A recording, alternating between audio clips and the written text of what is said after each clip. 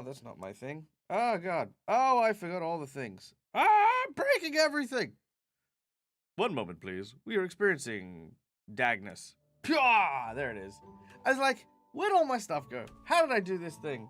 Do I even stream? I don't even know. Hi, guys. My name's Michael. I'm the Dead Aussie Gamer, and welcome to Dag Reads, where I prove that I am still fucking literate. I am going to be reading more of the Player 2 core book from, Player 2 Core 2. No. Pathfinder 2E Player Core 2. Pathfinder Core E Player Core 2. Yes, that's what I'm going to be reading. Hanging out with you guys, chilling, doing all the stuff, and yeah, basically making first contact with this book. Now, what is this book, you say? Well, Pathfinder is a TTRPG made by the folks at Paizo. This book here is the second of the player resources that you get, which pretty much focuses entirely on, like, options for base classes, new races, things like that.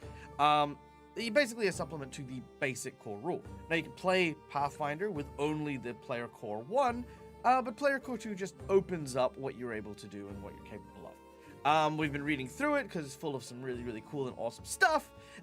We did a video on the races, and we did a video on the Alchemist. Today's video, we're looking at the Barbarian, and I don't know, we'll see how the mood works, and if we want, we can probably go through a few more classes. I'm hoping to try and get through all of it, but yeah. Again, this is very candid. I'm a very candid streamer if you are watching on YouTube or on Twitch.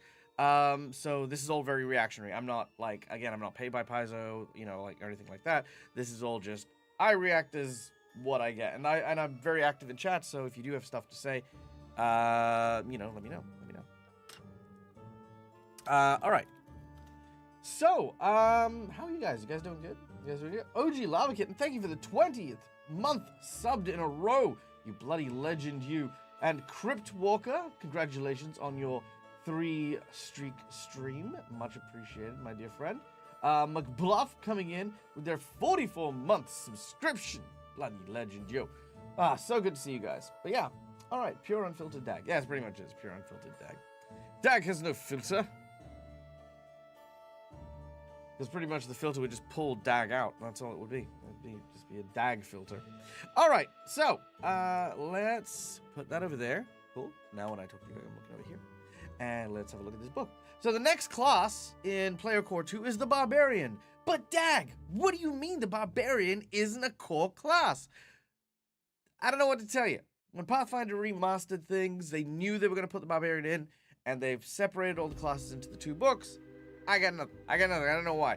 But Pathfinder always seems to have the Barbarian as the prodigal child of the system, right? Like, a lot of material in first edition was geared towards boosting up the Barbarian, so it doesn't surprise me they wanted to work on it, especially because there were so many similarities to it and the original Dungeons & Dragons inspiration for the Barbarian.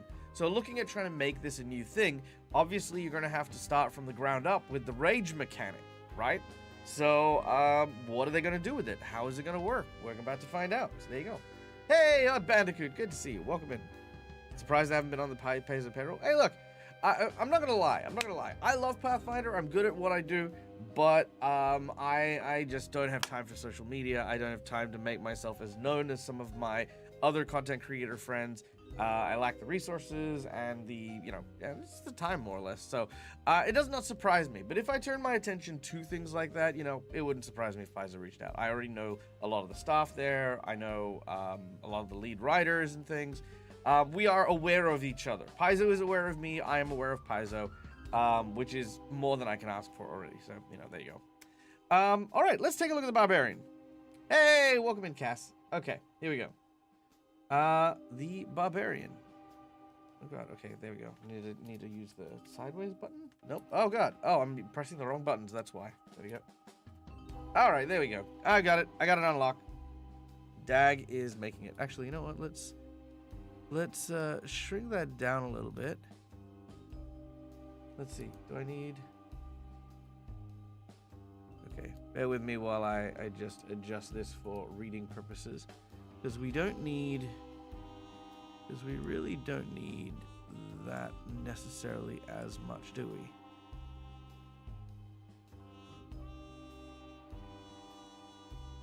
We do need that back. Okay, cool. Good to know. Oh, because... Okay, because I'm a derp. Okay, because they... Because I keep cutting things out. Because I am a potato. Okay, there we go. Alright, let's try that again, just real quick, just so we can read stuff. Okay, cool, we're reading everything.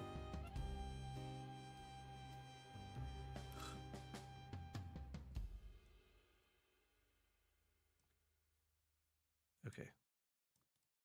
I fixed this the other day, and then I derped it, obviously, in some rather... Wait, what? Oh, don't be like that. Okay, hold on. Okay. I need... No, okay, so hold on. I need... What are you doing? Aha! Okay, cool.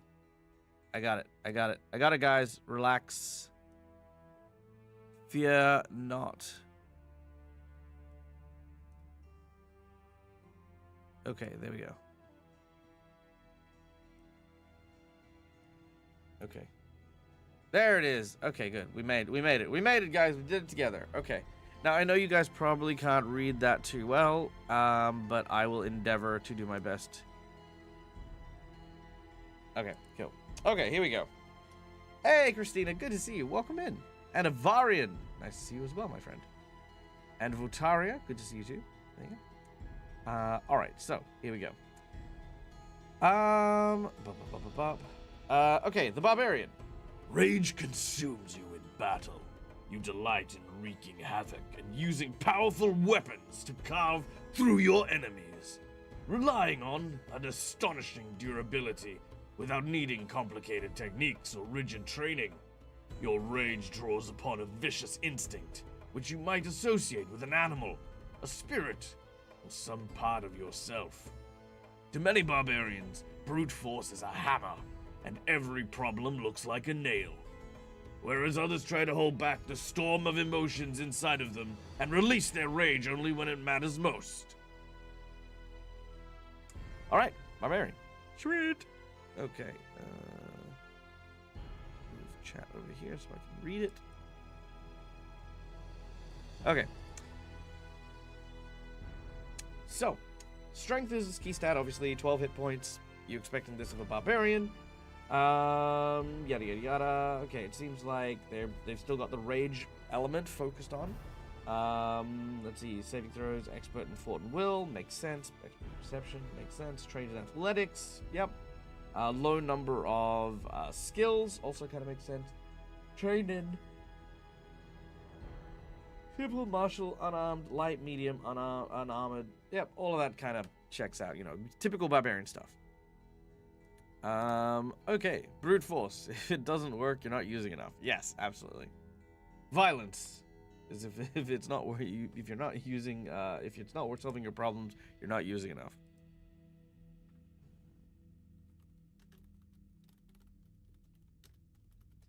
All right. Now, as we discussed before, when we look at classes, we need to know that Paizo has simplified the level progression. So there are things that are just going to be there every single level, right? And it's all about choosing options. So for example, as we can see here at level 1, Ancestry, Background Feat, Attribute Boost, Initial Proficiencies, Rage, Quick-Tempered, Instinct, and Barbarian Feat. Now, Barbarian Feat, Skill Feat, General Feat, all of these things will happen at the same increments across the board for everything. So we're not going to look at those because obvious reasons, but we are going to look at what the options are and what they do. So, let's start with the Rage mechanic, because this is the important one. This is the big one, people, okay? Rage is a Barbarian concentration emotion mental action, which takes a single action. If you aren't fatigued or raging already, you may use this action. I love that they stipulate that. It's like, can I stack Rage? Just feels like something a player would fucking ask. All right. You tap into your inner fury and begin raging, gaining a number of temporary hit points equal to your level plus your constitution modifier. Okay. You then deal 2 additional damage on melee strikes. This additional damage is halved if your weapon is unarmed or agile. You can't use the concentrate action unless they also have the rage trait. Makes sense? You can seek while raging. Rage lasts 1 minute or until you fall unconscious, or until the encounter ends, whichever comes first. You can't voluntarily stop raging. When you stop raging, you lose any temporary hit points from rage and can't gain temporary hit points from using the rage action for a minute. Okay, so hold on. So, unconscious or the encounter ends. You can't voluntarily stop raging. So, in battle, once you start your rage, that's literally it. There's no action you can take to stop raging. That's interesting. I wonder why that is a mechanic. I think it's because if you view it as you could turn rage on and off again, maybe. I don't know. That'd be a thing. We've had one rage, but what about second rage? Yes, exactly. Stacking rages. Yeah, like a frenzy. That would be kind of cool. I wouldn't have minded that if they had so there was the frenzied berserker from 3.5, which was like a class that said you do not recognize friend from foe, you get a massive boost to your rage and then beat the snot out of people. And even after battle, you're still attacking people because everyone's an enemy. So people had to stop you somehow, or you had to make a will save. I think that would be a fun, interesting way to like handle going into a frenzy. Like you can rage 3 times twice extra during a rage, but on that third time you boost up the extra one. So like raging twice is the optimum side of doing it, but you could also rage once, go in and hit, and then just rage a little bit more, and then just keep hitting. And then if you rage a third time, it's okay, now you become a threat to your friends as well. So I kind of like that. And then if it caps out at 3, that'd be kind of cool. I think it's cool. Anyway, hypothetical things are not what we're here for. Let's keep reading. Quick Temper is a free action which lets you rage at the slightest provocation. You roll initiative, and you are not encumbered by wearing heavy armor. As long as you can move freely, your fury is instinctive and instantaneous. You rage. Nice. So, pretty much at, first level, rolling initiative, you can rage. That's super good. What the fuck? Okay, yeah, that's it. Just, it's a fight. Rage. Cool. You can rage as an action in case you don't want to. But here's the thing. I don't know if there's, outside of the concentration action stuff, I don't know if there's any, like, penalty to like, raging later on. Like, used to be that your AC would go down. And it used to be that you can't concentrate, yada, yada, yada. There used to be these things that would be there with part of rage, and that would make, that would make it so you wouldn't need to or shouldn't be raging out at the drop of a hat. But it's really interesting that they've made it all positive, and you can do it freely. So yeah, you have 8 first edition Barbarian that need this class material to beat off 2E. Yeah, that's true. It's true. It's such a good one. Rage is slight provocation. I like it. I'd like to call that, and I love the fact it's called Quick Temper too. It's a very, very cool way to type it, yeah.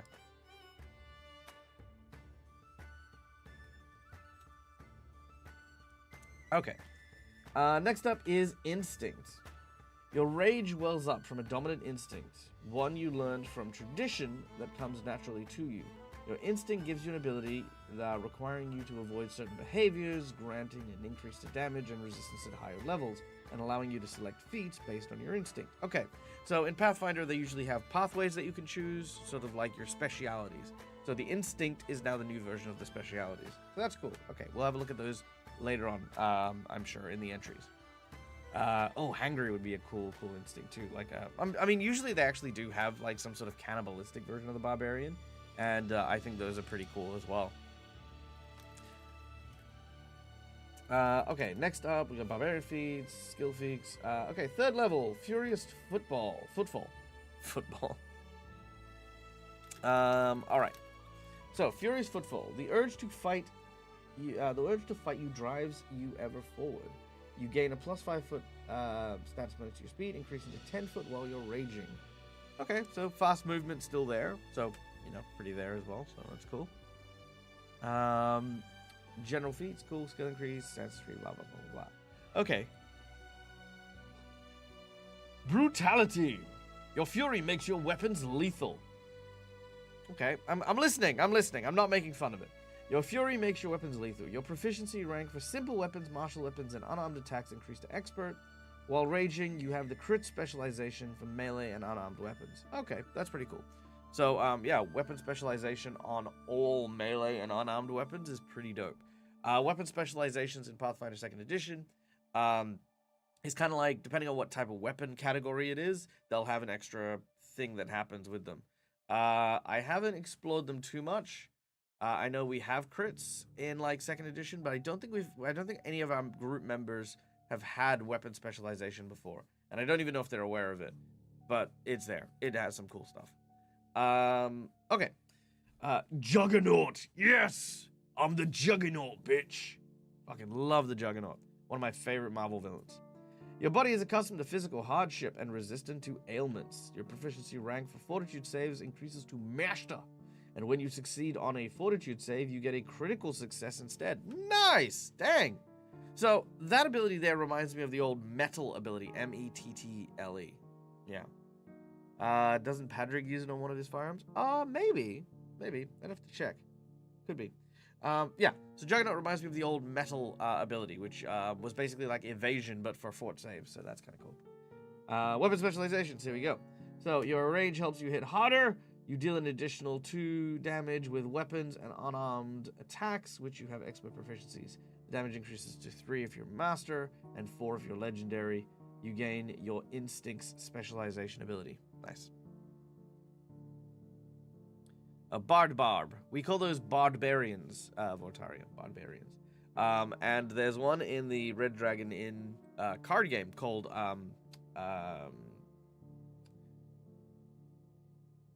freaking Andromedus? No, something like that. It's like some sort of like Achilles kind of character. I can't remember the name. Dang it. I used to know it. It's not Achilles. Not Aeonus. Can't remember. Barbarous Rhubarbar. Yeah.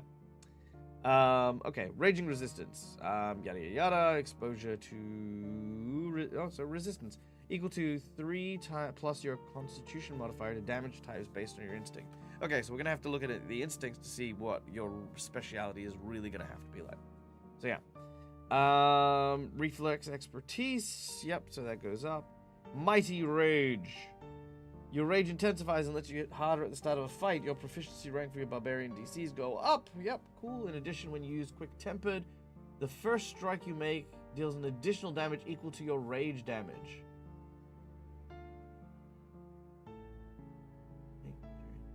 Oh, so effectively you double your rage damage on your first attack. That's pretty rad. Greater Juggernaut.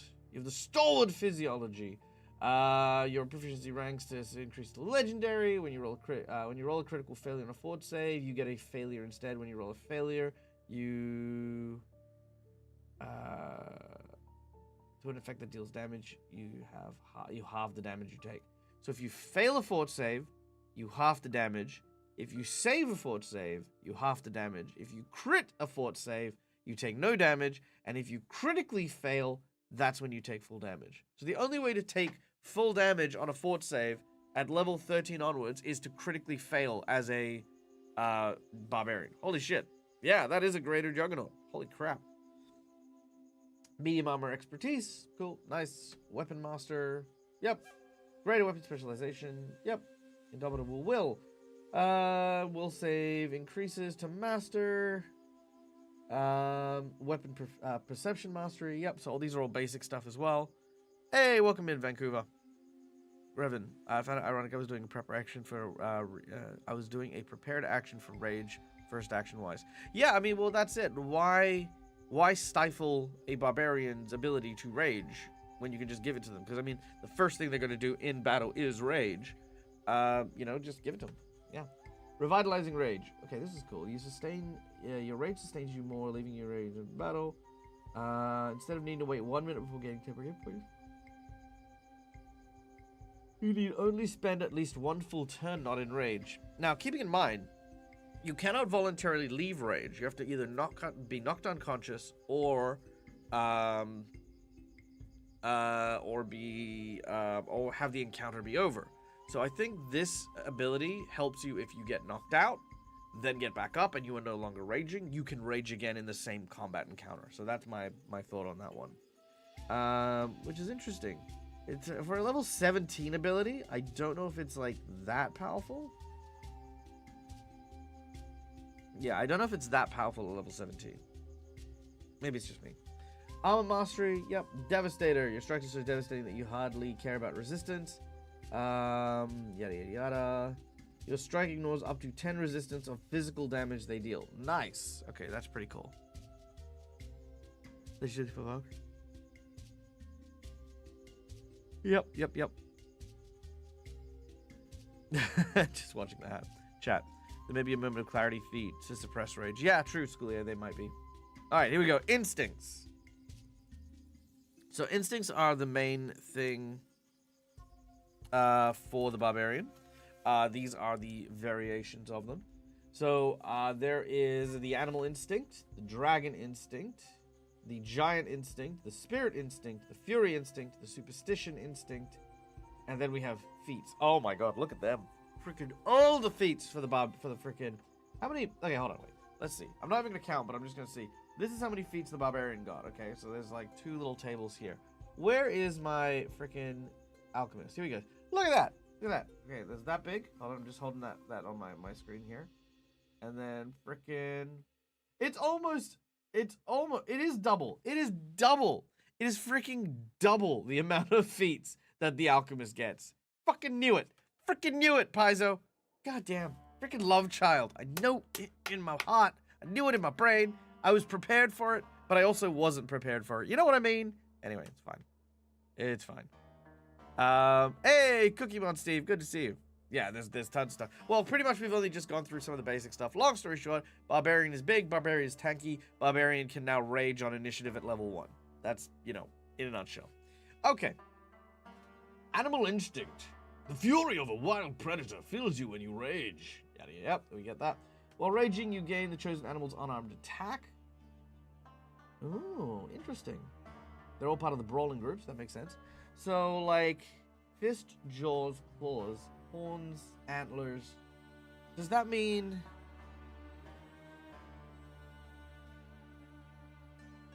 So here's my thoughts on that. So, okay, so first ability you get is, like, having an animal thing. But obviously you're not a shapeshifter. Obviously you're not transforming in any way. So I think what it is that you... Like, let's say that your animal instinct, you're using the bull and you have horns. My imagining is that you have a helmet that sits on your head and works as horns. You know what I mean? Like, I think that's how it's supposed to be done. But from this, it just basically says you gain your chosen animal's unarmed attack. Which also then implies that, let's say you're wearing a horned helmet, right? And then you rage. And then as you rage, you can now stab harder with your helmet. That makes sense. But if you don't have that attack during the rage... I mean, does this instinct mean that by you get so angry you grow horns? Or antlers? And then when you stop raging, they just fall off? Or go back in your skull? I mean, weird, but sure. Yeah, I mean, look, I get that. I get that, Senhouse. I get that, but wouldn't that attack, or wouldn't that unarmed, attack still be present when you're not raging? I mean, just a thought. I mean, anyway, that's just a thing. Yeah, I mean, it makes sense for, like, the fist, the jaws, the claws. I get those ones, 100%, because, that's a thing, They can limp while raging. No. Oh, there's a pill for them. No, okay. That's fine. Let's leave it. Leave it be. Alright, specialization level 70. Increase the damage dice size for all the unarmed attacks by your chosen animal by 1 step. Yep. Dual resistance is piercing slashing damage. Nice. Okay, cool. Alright, like that. Okay, Dragon Instinct. You have the fury of the mighty dragons. Instinct, Dragon Rage. You increase the additional damage you do from Rage from 2 to 4 and change its type to match the dragon's breath weapon. Okay, that's cool. I like that. That is cool. That is cool. Specialization, if you increase the additional damage from 4 you increase the damage from 4 to 8. That's cool. And you're resistant to the type equal to your dragon's breath. Okay, so dragons seem to just be a straight up damage boost, which I think is freaking amazing. And we have bludgeoning damage, poison damage, fire damage, spirit damage, force damage, poison damage, and 2 mental damage. So that's interesting. Obviously, in the back of my mind, I'm thinking they obviously didn't, like, coordinate the dragons with the barbarian subtype for obvious reasons, right? But the question is like, without, like, some of the basic elements, like electricity and cold, I'm interested to see how that's going to impact the gameplay here. Because, obviously, when you're looking at the different types, versatility and variety is super important. But, you know, like, there are no, like, because the dragons in the remastered version aren't based on the elements, they're now based on, like, different aspects. There's the adamantine dragon, the conspirator dragon, the diabolic dragon, the imperial dragon, the fortune dragon, the horn dragon, the mirage dragon, the omen dragon. These guys are now just so diametrically different. Yeah, honestly, I probably would have looked at maybe making the omen dragon a lightning dragon, because that makes sense, because it's one of the Chinese dragon looking ones. But that's my only thought. Okay, cool. Conspiracy dragon. Yes, conspiracy dragon. It's kind of like think of it like a lawful dragon, if that's a way. Yeah, just conspiracy dragon. All right, fury. Yeah, we were talking about fury early on. Let's see. You gain an additional damage from 2 to 3. You gain bonus first level barbarian feat. Nice. Specialization. You increase the damage from 3 to 7. And then if it has a greater weapon specialization, increases to 13. Nice. That's a hefty buff. Rage resistance. You're resistant to physical weapon damage, but not physical damage from other sources. So you're specifically resistant to weapons. Okay, interesting. That there is no instinct anathema. Yeah, that is kind of interesting, actually. That's a good point. Good catch on that one. So it isn't a dragon with a foil on its head and thinking the world is flat. I mean, maybe. I mean, I can read the entry, but you know, that's a different dag read. Okay, giant instinct. Now I'm interested in this one because I don't know about you guys, but I've always liked having small people be as strong as giants. That's always been my thing. So let's have a look. So giant instinct, you give the raw size and power of a giant. Nice, love that. Instinct ability, Titan Mauler. Hey, there it is. Titan Mauler was one of the primary things you would take. It basically lets you use giant-sized weapons. You can use a weapon built for large creatures if you are small or medium, but normally, both normally when raging. If you're not small or medium, you can use a weapon. If you're not small or medium, you can use a weapon built for a creature one size larger than you. Wait, hold on. If you can use a weapon built for a large creature if you are small or medium, both normally when raging. Full stop. Okay, cool. So at the moment, we can use a large creature's weapon. If you're not small or medium, you can use a weapon built for a creature one size larger than you. I'm a tad bit loud. Oh, the music got loud? Oh, sorry. Hold on. Let me turn that down a bit. I don't know if it's that or me. Okay. Hold on. Hold up. Can someone like, my brain is just doing things here. I'm going to read this out bit by bit. Tell me if I'm going mad or if this just doesn't sound like it is the opposite of what it's saying. Instinct ability. Dash. Titan Mauler. You can use a weapon built for a large creature if you are small or medium. Open bracket, both normally and when raging. Close bracket. Full stop.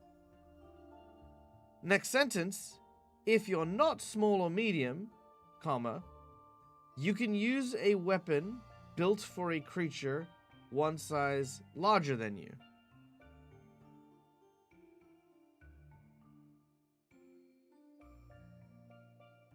So one is you can use a weapon built for a large creature.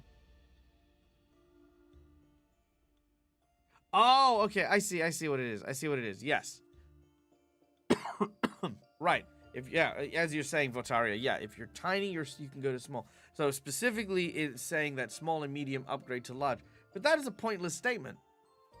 Why isn't it just you can use a weapon one size category larger than you, except for small creatures, yeah. And then just say, however, small creatures can use large weapons. That makes sense. Okay. I'm there now. That's the bit that tripped me up. I didn't see that there was a reason for it. Hey, Millsy, good to see you. Okay. I'm with it now. I've got it. They're not. I like I said, I was just going mad. I was sitting there going, isn't that the same fucking thing? Like, isn't that the thing? It's like, yeah. No, it's not. It isn't worded weirdly. I think it's just kind of like they've made the primary thing about small and medium creatures, which is fine because that's what most people are, and then goes to the other size categories.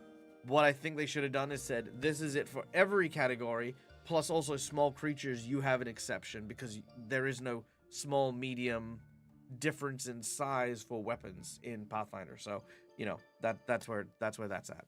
Okay. You start with one such weapon, which you receive for free. Woo! Giant greatsword, here I come. Must be a common melee or ranged weapon. Must have a price of 9 gold pieces or less, not including the price adjustment for being a larger weapon. So you don't get the increases. Okay, that's cool. It must be common or otherwise have access to it if it's a personal weapon, blah, blah, blah, blah. Okay, cool. Big weapon is big. When wielding a large weapon, increases your additional damage from rage 2 to 6. But you have the clumsy condition because of its unwieldy size. Oh, that makes sense. The great sword immediately getting borked. Yeah, of course it is. Specialization, increased damage from 6 to 10, then from 10 to 18. Yep, cool, easy. Raging resistance, you gain resistance to bludgeoning, and your choice of cold, electricity, or fire when you gain it. Okay, cool. So that makes sense. Nice. I like that. All right. Giant seems good. Giant just uses big weapons, which I like. Hey, thank you so much for the subscription, Millsy. You are a bloody beautiful legend, you. All right. Spirit instinct. Whether you were emotionally sensitive to the spirits of those around you. So this was similar to the ancestry raging tree from the previous edition. So let's have a look here. Spirit rage. You can increase your additional damage from 2 to 3. Cool. That seems to be very much across the board, like in terms of the instinct. So you have your rage, which gives you a boost, but then whatever instinct you have gives you a further boost from that. Which is interesting they've chosen to do it that way, but you know, I guess it gives it that opportunity for each of the different instincts to be that much more different. So, you know. Oh, thank you, Cookie Mon, for gifting a sub to Deadman6392. Greatly appreciate it. And thank you for following One Renegade. Nice to see you. Now, guys, before we continue, let me just take a quick time out here. First of all, number one, this is a Dag Reads. This is just a chilled hangout stream, very candid. We talk to each other, and that's it. If you have any questions or want me to elaborate on stuff or just talk more, just let me know in chat, right? I will see your thing. If you're new here and you're lurking, welcome, and thank you for participating. If you're watching on YouTube later on, I apologize for the format. I have fucking none. So there you go. Renegade. Ah, cool. Thank you. Well, yeah, enjoy the stream. Secondly, as you guys know, Dag Monthly Bills. In a week, I will be flying out to Gen Con, and I need to pay stuff like mortgages and yada yada yada. So donations are completely optional for these streams. Subs, everything. It's, you know, freaking kindness and definitely joy. However, if you haven't done so already, we do have a Discord that people hang out on, and if anyone donates to the chat, they can donate for a pre-show donation to one of my games if they would like to. So that's the way that's still available as well. So if anyone wants to donate for a pre-show bonus to one of my tables, let me know. So yeah, okay. I just didn't think about it until just then. Like I said, not a great streamer. I'm a fine streamer. Okay. I just, you know, Australian. That's what we do. We sit there, beat each other up. Okay. No, wait, no. No. We're doing Spirit. Spirit! So we do additional damage from 2 to 3. Makes sense. changes the damage type to spirit damage instead of your weapon and arm damage. Okay, interesting. And your weapon gets ghost touch as a property and is more effective against incorporeal creatures. Nice. I like that. I really like that. That's super cool. You can straight up like punch ghosts. Yeah.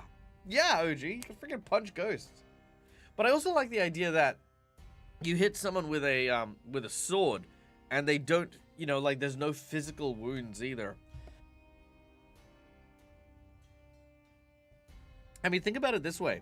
Imagine a guy getting out a knife and just starts stabbing you, and you die. And then the coroner shows up. It's like, we saw you stab that guy with a knife. And you're like, prove it. And they're like, yeah. And then they lift up his shirt, and it's like, there's no freaking stab wounds. None. Because it didn't do piercing damage. Fucking spirit damage. I don't know.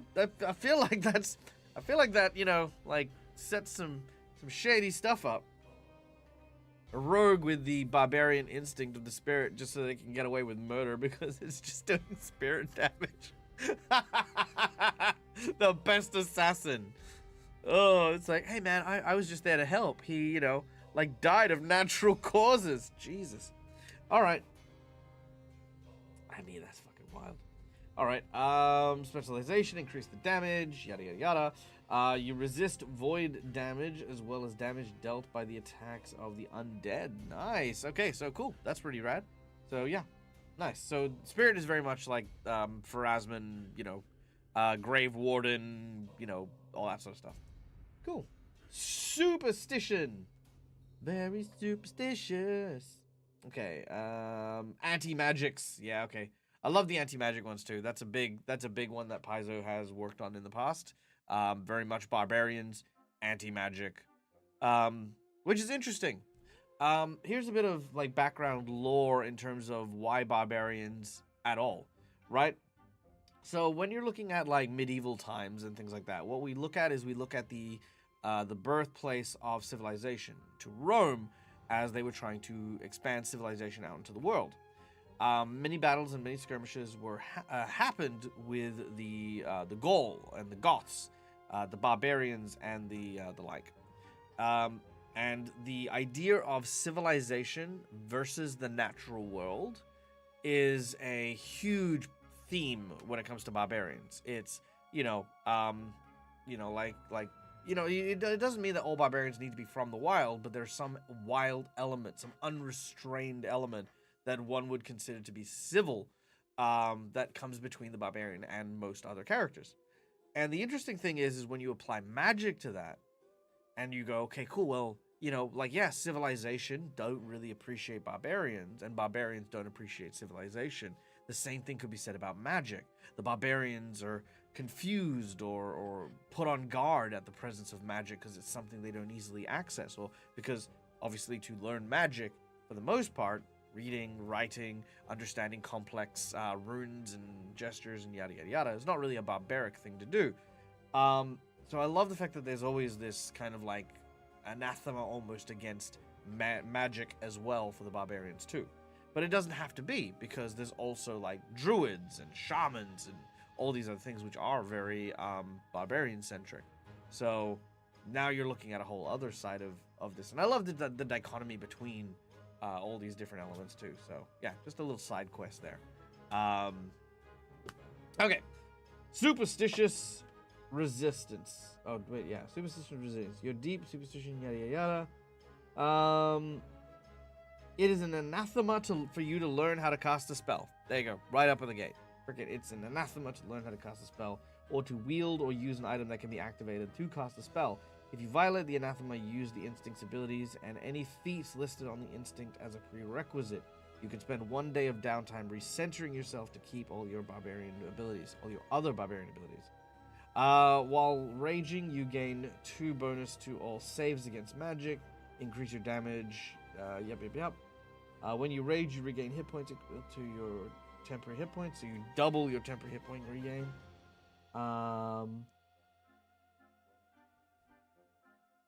While raging, if you willingly accept the effects of a magic spell or effect, you are frightened by 1. You cannot reduce your frightened condition below 1 as you are affected by the spell. Nice. Yeah. See, there you go. So that literally the first thing I did, because like I said, this is first reading. I haven't read this before. The first thing I did was tell you guys about what I understood about barbarian culture and the understanding behind it. And then the first ability lent straight into it. And this is what I love about Paizo, is you can tell whoever wrote this did the legwork. They've actually done research on like the cultures and how that would interact and made a mechanic for it, which is cool. So yeah, Mage Anathema. I love it. Specialization, let's see, increase the damage, yada yada yada. It is against creatures you have witnessed casting a spell within an hour. If you have greater, yeah, cool. So yeah, if you've seen someone cast a spell within an hour, you do extra damage to them. Interesting. Casting a spell. Okay. I think that might need to be looked at very carefully. Because using spell-like abilities isn't technically casting a spell. So I think anything. I think I would rule it as anything that would like constitute having a magic heritage or magic tradition. Like if, for example, let's say a dryad casts Entangle, that is casting a spell, but at the same time, it is a natural ability. Cantrip would count. Yeah, cantrips count. Cantrips are spells. Yeah, so that's interesting. Would not want an anti-magic barbarian hassling your character. True. Raging resistance. Resistance to all types of magic, regardless of the damage. Whew, nice. Love that. Okay, cool. So those are the instincts. I like them. I think they're good. I think there's a nice versatility around them. They seem to be a couple of them seem to be very anti this thing. So like the animal one is just raw damage. The dragon one is raw damage. The fury one is raw damage. The giant one is big weapons. Spirit is anti-undead. Superstition is anti-magic. So that's pretty good. There you go. In first D&D, barbarians used to destroy magic items. Yeah, that's true. Spirit cracks you up. Yeah. All right, barbarian feats. Now, again, we have a lot of feats to go through. I'm not going to read all of them, but I am going to take a quick glance at them. If you have any questions or want me to focus on something, you know, speak up. That's literally how this is going to work, because I'm going to fly through these, because there's so goddamn many. And I want to get a drink. And maybe order a pie. Maybe. All right. So, acute vision. Dark vision. Nice. Okay. Adrenaline rush. Yada, yada, yada. Increase your carry capacity and your athletics. Okay, not bad. While you're raging. Okay. Interesting. So if while you're raging, you can carry more stuff and force things open. Like, would you... Because there's no limit to how many times you can rage. Like, it doesn't cost you anything to rage. So, you can't rage. You can only rage for a minute. So rage lasts for a minute.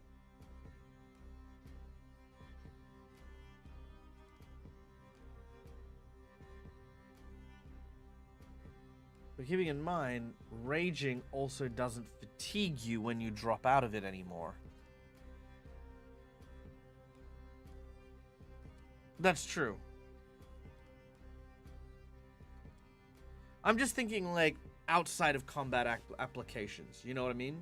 Like, if you're not in combat, you can rage and, say, force open a door.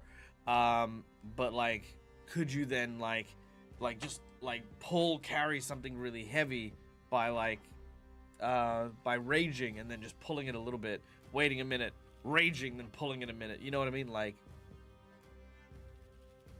yeah, rage rest. Yeah. So that's just what adrenaline rushes me thinking about.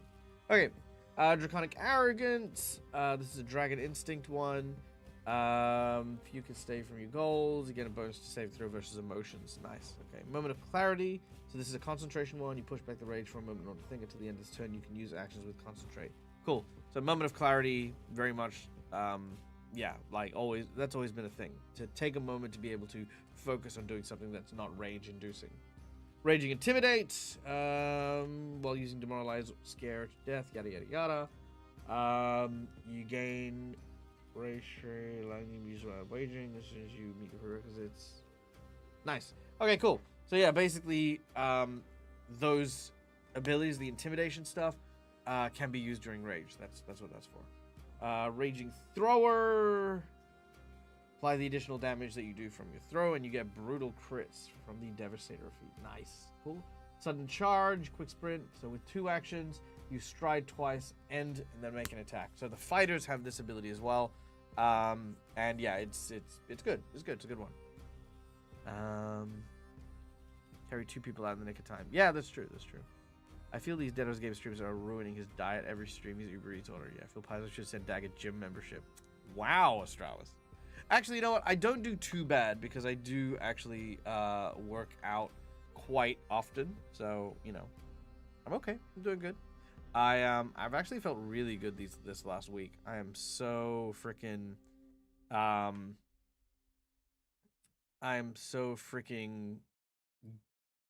what's the word? Like my appetite's now more akin to what I want like my body to be like, and I can't wait for next week and to get to show off in front of people at Gen Con. Okay. Acute senses. When your anger is heightened, your sense of smell improves. While you're raging, gain the scent ability. Nice, that's good. Bashing charge. 2 actions. Trained in athletics. You smash and bust and charge through small obstacles. Stride twice, once during your movement if you pass through or end adjacent to a door, window, fence, wall, or small object. You can attempt an athletics check to force it open. Okay, nice. So basically Juggernaut. Nice. Love that. I can pick people up. I'm gonna admit I'm not gonna go around just picking people up. You might see me just turn around and be like, "Hey, how you doing?" Yeah, Dag is swole. Dag is not swole. Dag's swole for this shirt, right? This shirt used to be a lot, you know, like a lot smaller on me. Yeah. Furious Finish. Desperate finish the fight. You pull your rage in one blow. Make a strike. If it hits, you gain circumstance bonus damage equal to the number of rounds remaining in your rage. Damn. Make a strike. If it hits, you gain a circumstance bonus to the damage equal to the number of rounds remaining in your rage. After the strike, your rage immediately ends, and you're fatigued for at least 10 minutes. Wow, that's a good one. Basically, you burn up. Yeah, one of the ways to end early. So, yeah, you burn up your rage in order to do extra damage. That's super rad. I like that. Intimidating Strike. You blow melee strike, deal damage. Target's frightened. Cool, easy. No escape. Love no escape. No escape's one of the ones that stop people from running. Why are you running? Why are you running? Enemy tries to run away from you. You keep pace, retreating with the foe, striding up to your speed, following the enemy, and keeping in reach through its movements until you stop moving. Yep. Cool. So yeah, you basically stride after someone. Second Wind. Catch your breath. When you rage, you can choose to gain temporary hit points from the rage, even if a minute hasn't passed. Okay, cool. So it's just like a revitalization of those temporary hit points. Cool. Shake it off. Concentrate on your rage, overcoming fear and fighting bad sickness, reduce the fighting condition, and attempt a forward save to recover from sickened. Okay, cool. Nice. Barreling Charge. This looks like an advancement of the Juggernaut stuff. Rush forward, moving enemy aside. You roll an athletics check compared to the fort DC of each creature you're moving through during your stride, ending before the end of space, or moving them adjacent. Do you move adjacent? No. Oh, you just move through them.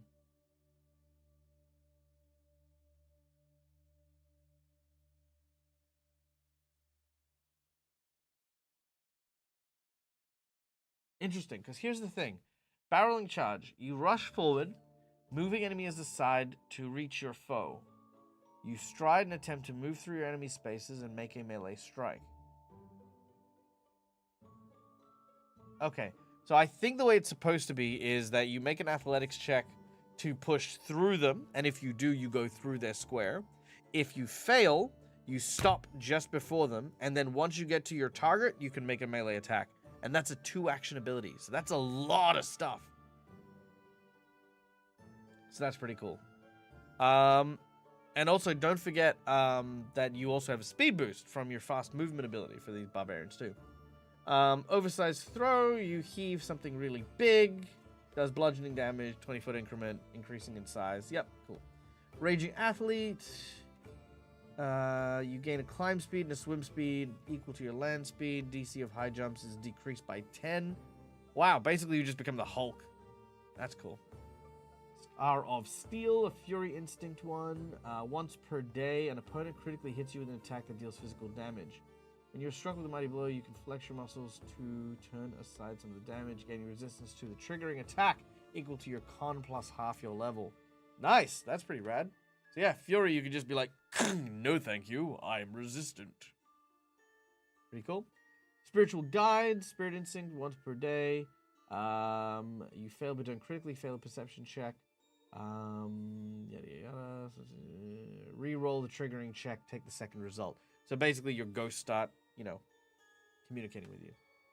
Supernatural senses, your scent has always helped you, yada yada. When target is concealed or hidden while you're raging, reduce the DC of the flat check to 3 for concealed targets or 9 for hidden ones. Wow.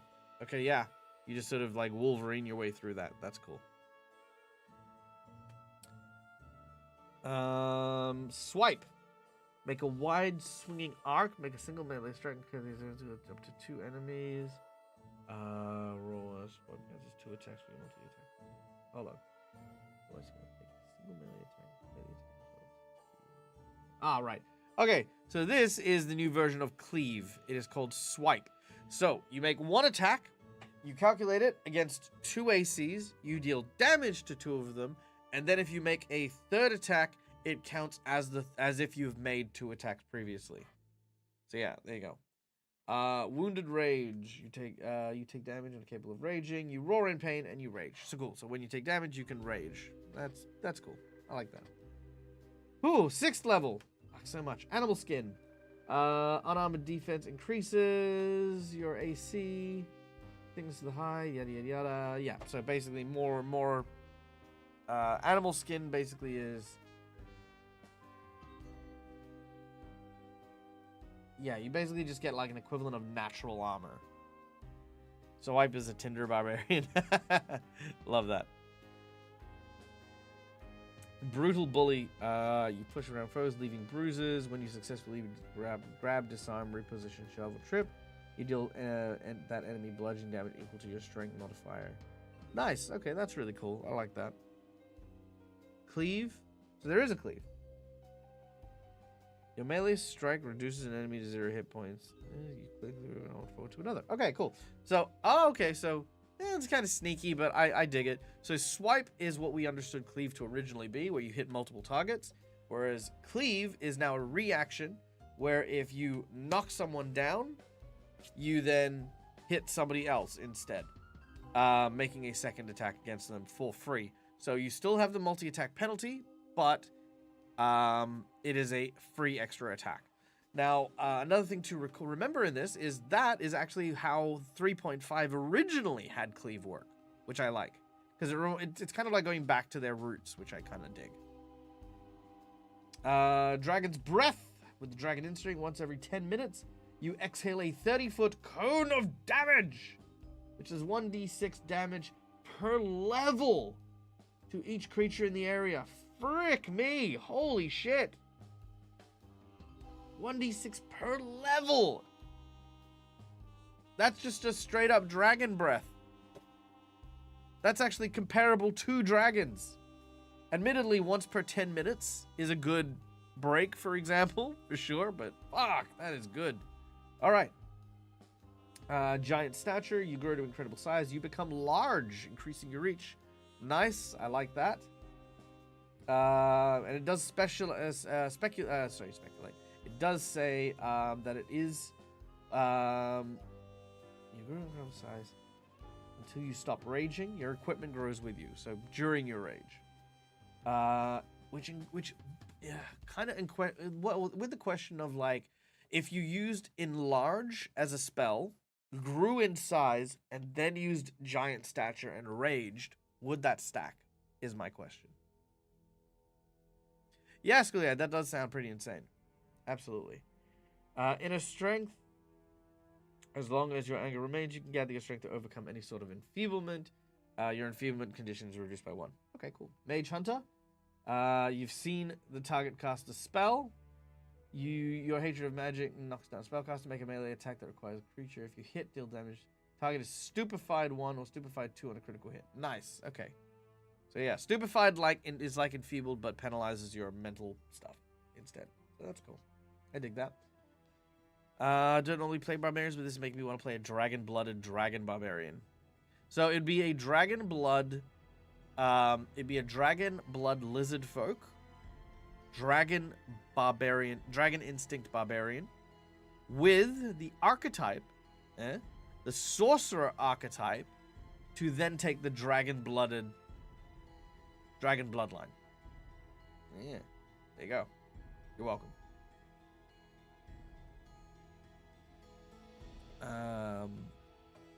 That's true. I am the DM. I do decide these things. All right. Let's see. Yada yada yada. Nocturnal senses. You gain even clarity. Low light vision. You gain dark vision, and your scent increases to 60 foot. That's pretty cool. Reactive strike. Cool. We know what reactive strike is. Basically, your versions of the attack of opportunity. If someone provokes you, you can smack them. Scouring rage. Instinct that allows you to change additional damage to a different type of damage.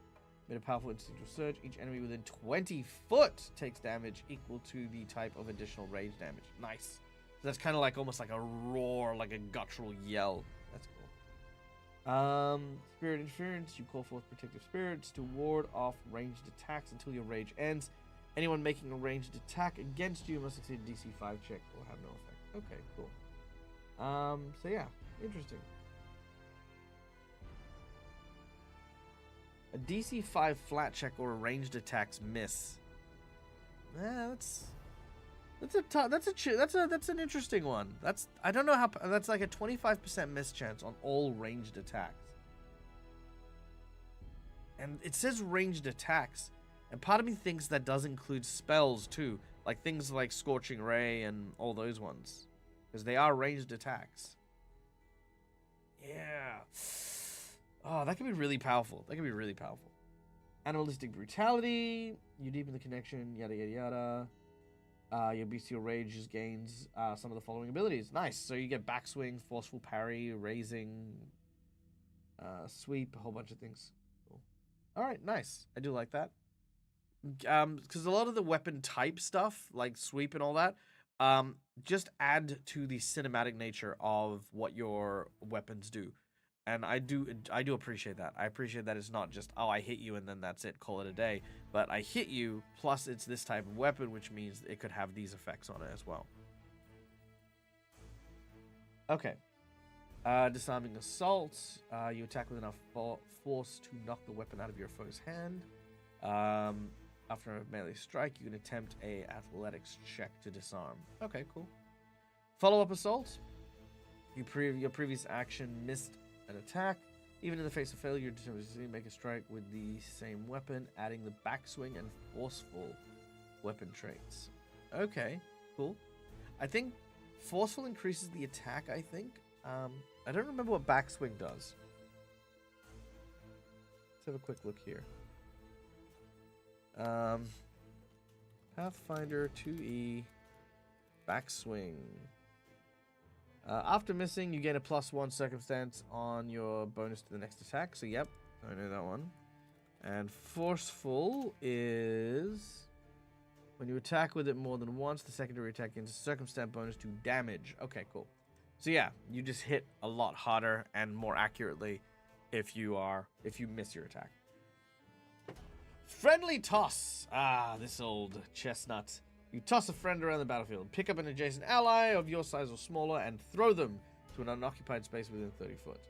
Their movement does not trigger reactions. They end their movement and do not take damage. If your ally ends this movement within melee reach of an enemy, they can use their reaction to make a melee attack against the enemy. That's cool. That's a nice little thing. But here's the question. What if I throw them off a cliff? Technically speaking, it says they do not take damage from the fall and they land on their feet. So if we're like in a burning tower and we're like on the 16th story of a building and my character happens to be a fireman, I'm like, don't worry guys, I got this. Out the window. Oh my God, what are you doing? Oh, don't worry, they'll land on their feet. Out the window. No, people don't just land on their feet. This is a 16-story building, dude. Calm down. No, don't worry about it. I got this. Out the window. And they run over and they look it out, and everyone's like, hello. Yeah, we're fine. Landed on our feet. Took no fall damage.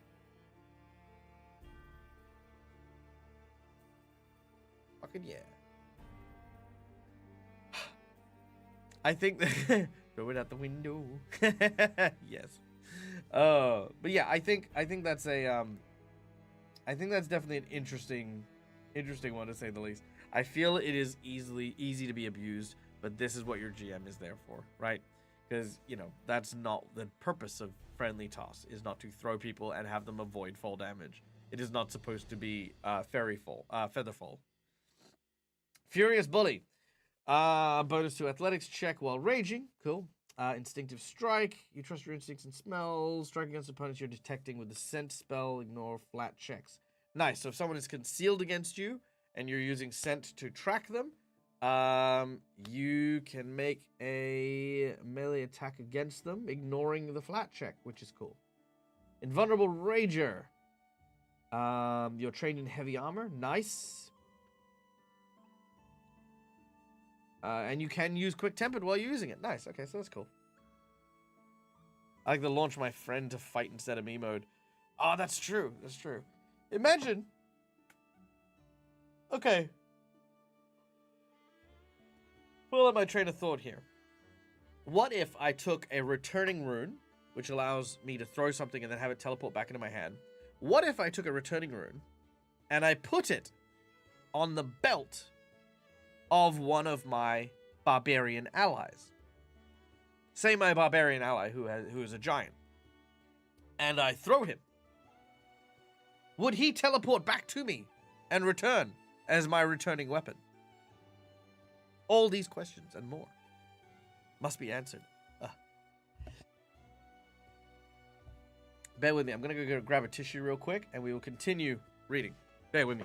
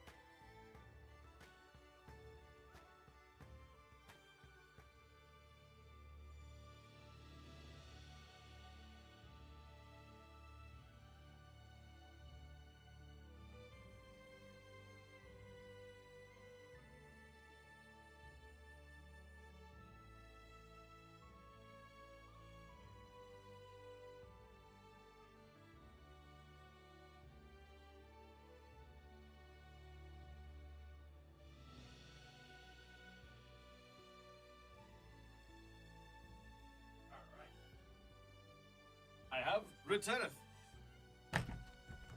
Okay. Ping pong barbarian. Yes. Chuck the rogue. Stab, stab, stab. Fly back to the barbarian. It's like a boomerang.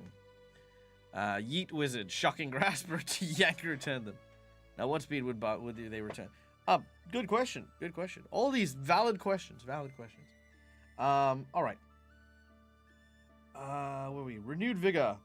Gain temporary hit points equal to half your constitution modifier. So more of that restoring yourself and the temporary hit points that you have, which I kind of like. That wasn't a mechanic that was in the previous barbarians. This idea of like the temporary hit points being restored, Originally, it was when you rage, you gain your temporary hit points, and then once they're gone, and that's it for the fight. But it seems like there's a lot of powers and abilities like Second Wind, Renewed Vigor, etc., etc., etc., that allows you to keep recharging them.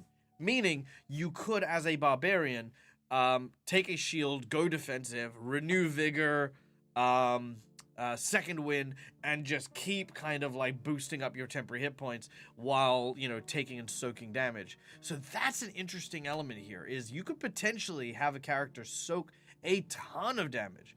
Oh, and a hobgoblin with those healing feats? Shit, that would be so freaking tanked.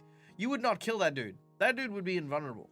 I would hazard to say, because, you know, going back to what we were saying about the hobgoblin in the previous video, is, yeah, they had just a ton of, like, abilities that just continually allowed them to heal and heal each other. So, man, do I give the one-shot gang any ideas? Well, guys, you have to all be regular goblins in that to begin with.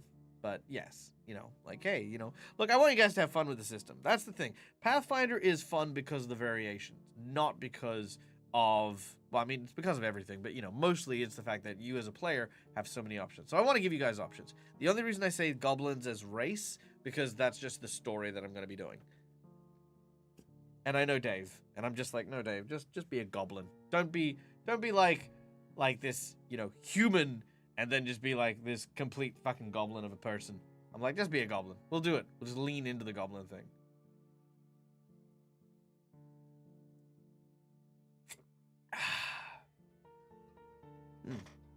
Hey, Tony, good to see you. Welcome in. Okay, moving on. Share rage. Creatures within 30 foot gains the effect of your rage actions, except they can use concentration actions. That's really cool. And they don't get benefits of your instinct stuff. Nice. So it's like a small buff. Interesting thought of the Barbarian Bard now, because the Barbarian... Okay, so in Pathfinder 1st Edition, you had the Skald, who were able to play instruments and inspire rage. You could now build that with a Barbarian Bard who has this ability. So that's cool. I like that.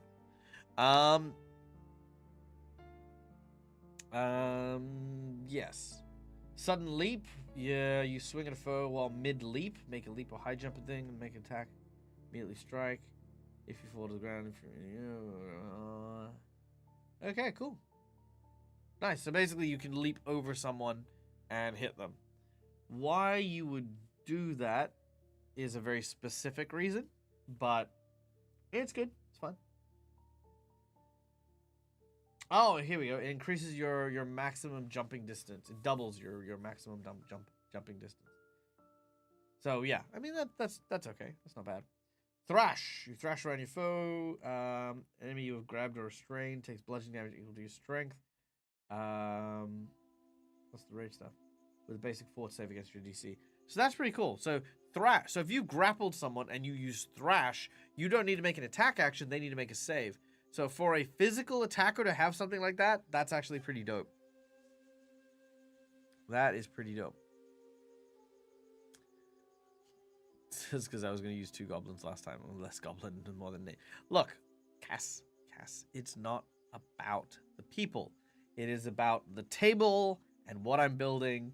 You're all goblins to me, and I'm just going to let you play goblins. And it's going to be fun. You're going to enjoy Pathfinder goblins. Pathfinder goblins are fun. And if, you know, if Nate wants to play Scrump, he can play Scrump. It's up to him. I don't care.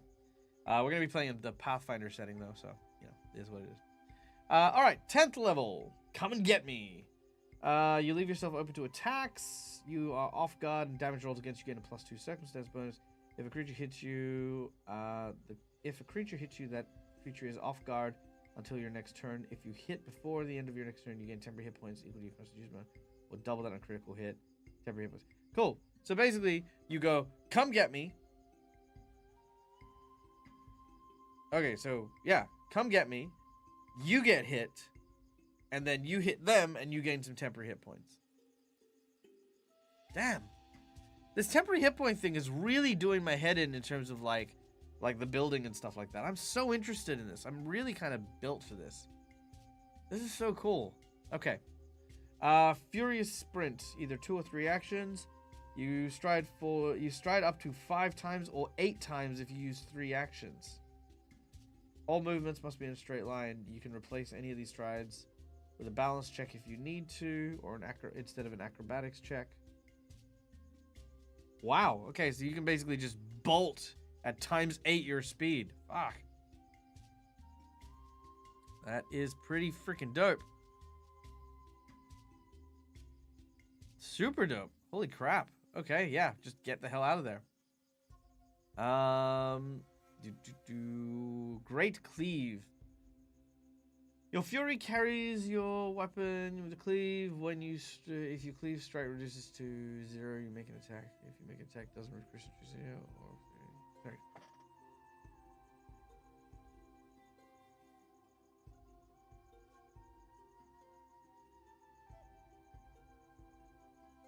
Right, okay, so Great Cleave works like the original Great Cleave as well. You hit someone, you bring them to 0, cleave as a reaction, then hits another target that you're adjacent to, and if that brings him to 0, then it goes to another person and continues thusly until you stop killing people. Rad. Absolutely fucking rad.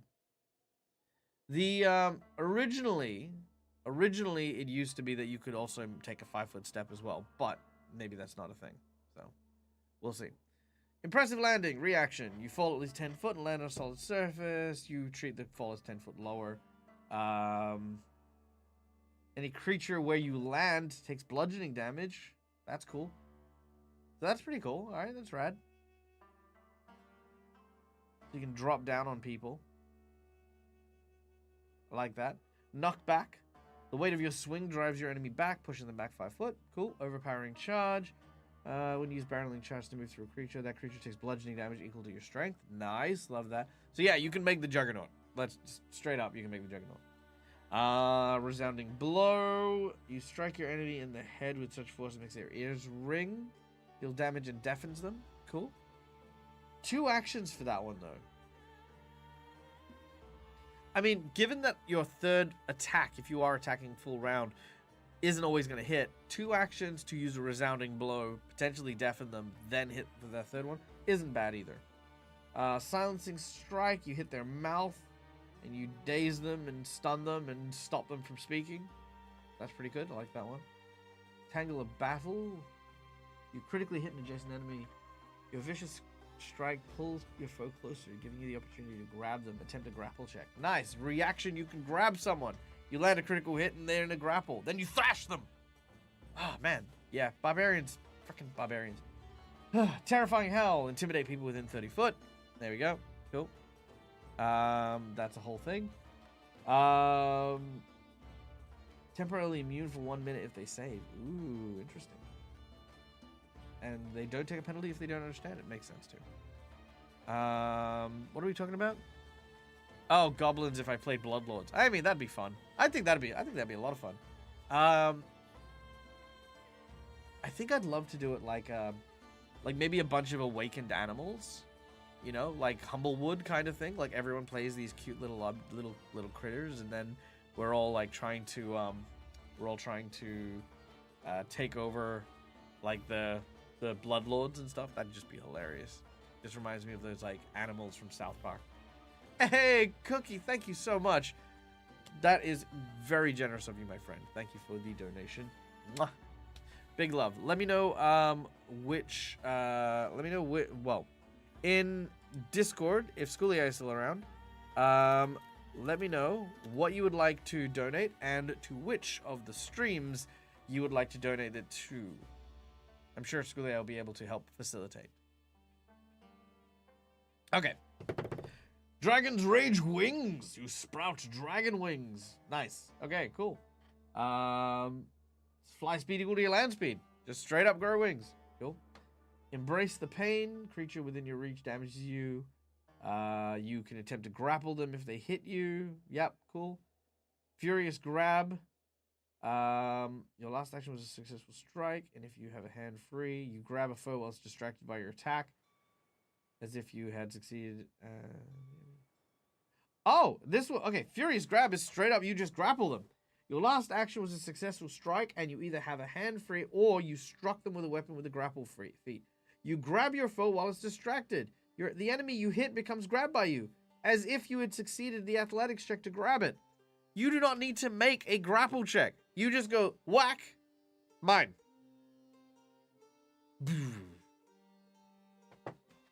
That is pretty fucking wild. That's pretty fucking wild. I don't know what to say about that. I mean, there's some creatures out there that you just think, like, there's no way this person is going to get grappled. But now it's like, well, yeah, actually, in hindsight, it's a whole thing. It's 100% going to be like just, I am a dragon, and I'm going to, haha, you're mine now, dragon. The fuck is this? Yeah, that'd be fun. Ah, man. I'm actually kind of excited about that one. Barbarians want snuggles. Yes, that's true. Yeah, that's true, Schoolia. But creatures that have grab usually have like claws or tentacles or some manner of appendage that's supposed to do that. That is my understanding. All right. Then we have Predator's Pounce. You close the distance on your prey, stride your speed, and make a melee strike for one action. That's pretty cool. Spirit's Wrath. Oh my god, there's so many! Okay, here we go. You call forth the ephemeral spirit, yada yada yada. Wisps make an unarmed attack against an enemy, yada yada. Cool. Wisps deal 4d8 damage. So it's basically like a ranged attack for your barbarians where ghosts come out and go boogity boogity boogity, smack smack smack. Cool. Sunder Spell. Make a melee strike or weapon strike against a creature, object, or spell manifestation such as a wall of fire. The AC of a strike is usually 10 or determined by the DM. If your strike hits, you can attempt to counteract a single spell or magical effect. Cool. So you can dispel magic by smacking it. Good. Always fun. What was what attack again? Sorry, Sendhouse. Spirit's Wrath had the Wisp, and Sunder Spell had the anti-magic smack. Those are the two I just talked about. Titan Stature. You grow 2 even greater sizes when using Giant Stature. You become huge, increasing your reach by 10 foot. Fuck. So if you're huge while you're raging, you can use a gargantuan weapon. Just saying. Unbalancing Sweep. Knock creatures off their feet. Choose up to 3 enemies to either shove or trip all 3 of them. So you can basically just hit everyone around you. That's pretty cool. Awesome Blow. You hit someone, you flatten them. Fort save, or they get shoved and tripped and all the other nonsense of like knockbacks and stuff. Jesus. Sleep beckons. No worries. Thank you so much, Schoolie. Please sleep well. Thanks for hanging out. Yes. Much obliged. And yes, following up on Cookiemon, let me know what your donations are. We'll go towards. Giant's Lunge, you increase your reach. Cool. That's, neither here nor there. That's good if that's what you're after. I mean, imagine a spear. Actually, you know what's interesting? Hold on, let me think. So there's a new class coming out soon called the Guardian. It's currently being playtested at the moment, and everything within your reach is going to be considered difficult terrain. So imagine being a huge barbarian with a spear, with a reach weapon that has this ability, plus knockback, plus the... Well, you don't need Giant Lunge, but yeah, plus that. So that would be, what, 10 foot, 15 foot, 20 foot, one size category larger, 25 foot. That'd be a 25-foot radius around him that would be difficult terrain. To boot, when he hits you, he would then knock you back. Pretty dope. That is pretty dope indeed. Let's see. Here we go.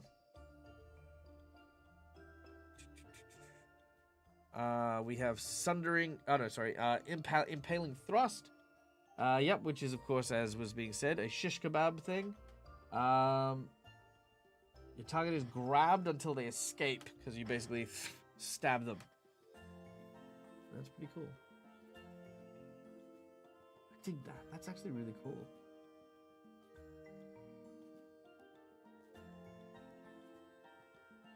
Oh, there's some mean things you could do with that. Oh, that's a really good one. Whoa! And then Thrash. I love the Thrash ability. Sunder enchantment. You can focus on your superstition, yada yada. When you sunder a spell, you can instead counteract either an unattended magic item or one of your target's magic item. If you succeed, it becomes a mundane item for 10 minutes. It can't work on artifacts or intelligent items. Nice. Alright, Vengeful Strike. Stab, grapple, thrash. Yes.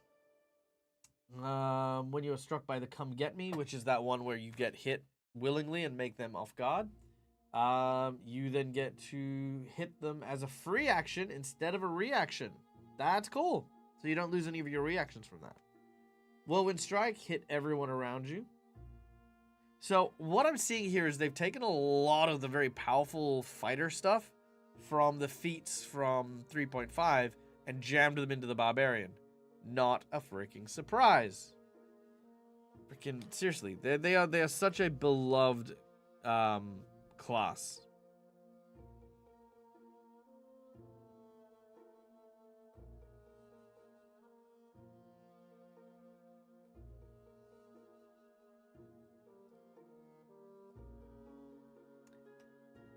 Then 16th level, Collateral Thrash. When you are smacking, throw thrashing into someone else, when thrashing, choose another enemy adjacent to the grab person. They also take damage from thrashing.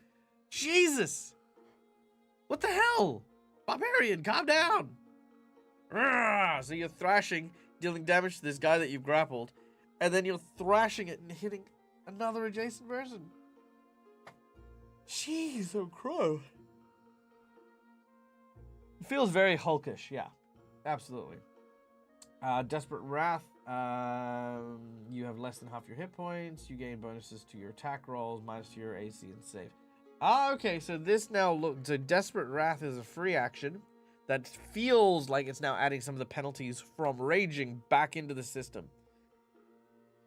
So that's cool. Alright. Dragon Transformation. You use Dragon Form. Transform into a dragon. Okay, why not? So here's the thing. I always feel that when we play dragon characters, a lot of people tend to want to just become dragons versus actually worshiping, revering, or otherwise, you know, having the dragons be a major part of their identity or personality. I dig what they're doing here.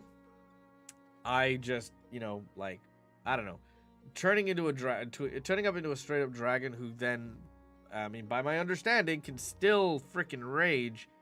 That's a hefty thing. That's a pretty chunky thing. And I don't mind it. It's just one of those like how much is too much? Because I've never played at that high level as a player. So maybe that's going to be good, maybe that's going to be bad, you know, like who knows? Who knows? Okay. Furious Vengeance. Enemy strikes you, then melee critically hits you. You make a melee attack against them, so they hit you with a crit, you hit them back. Maybe with a crit, maybe not. Although that is going to be, oh man, that is going to be a tough one, because on my tables, on my own tables, they can store natural 20s. So if they're storing a natural 20, waiting for that hit to come in, and then turning around and dropping a natural 20 back, that might be quite mean for me. So I think I might have borked myself on my own tables. Maybe. High level character ever played 8 and 5e. Upgraded version of Tepid Vengeance. Yes. Okay. Yeah, I mean, I've played high level games, but it's been a hot minute since I have, you know. Like, it's been a long time. Okay. Let's see. What's next? Let's order some breakfast. That's what I'm going to do. If you're wondering why my eyes are down here, it is because of that. Ooh, a croissant? Do you like the idea of a croissant?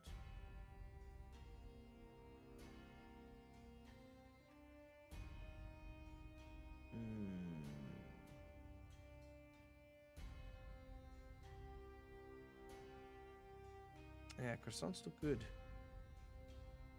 Ah, man, but you know what? I am super basic. I'm just gonna get another pie. I love pies. Meat pies in Australia, they're the best, guys. Like I can't tell you how much a meat pie to an Australian means, right? It is just happiness incarnate.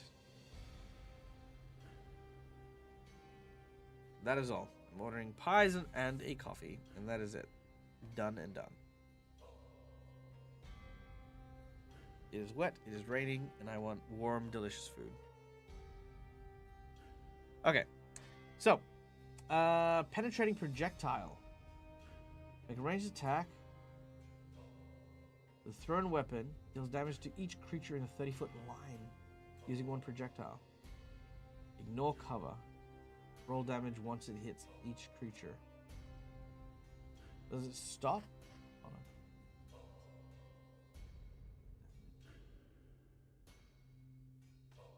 Damn!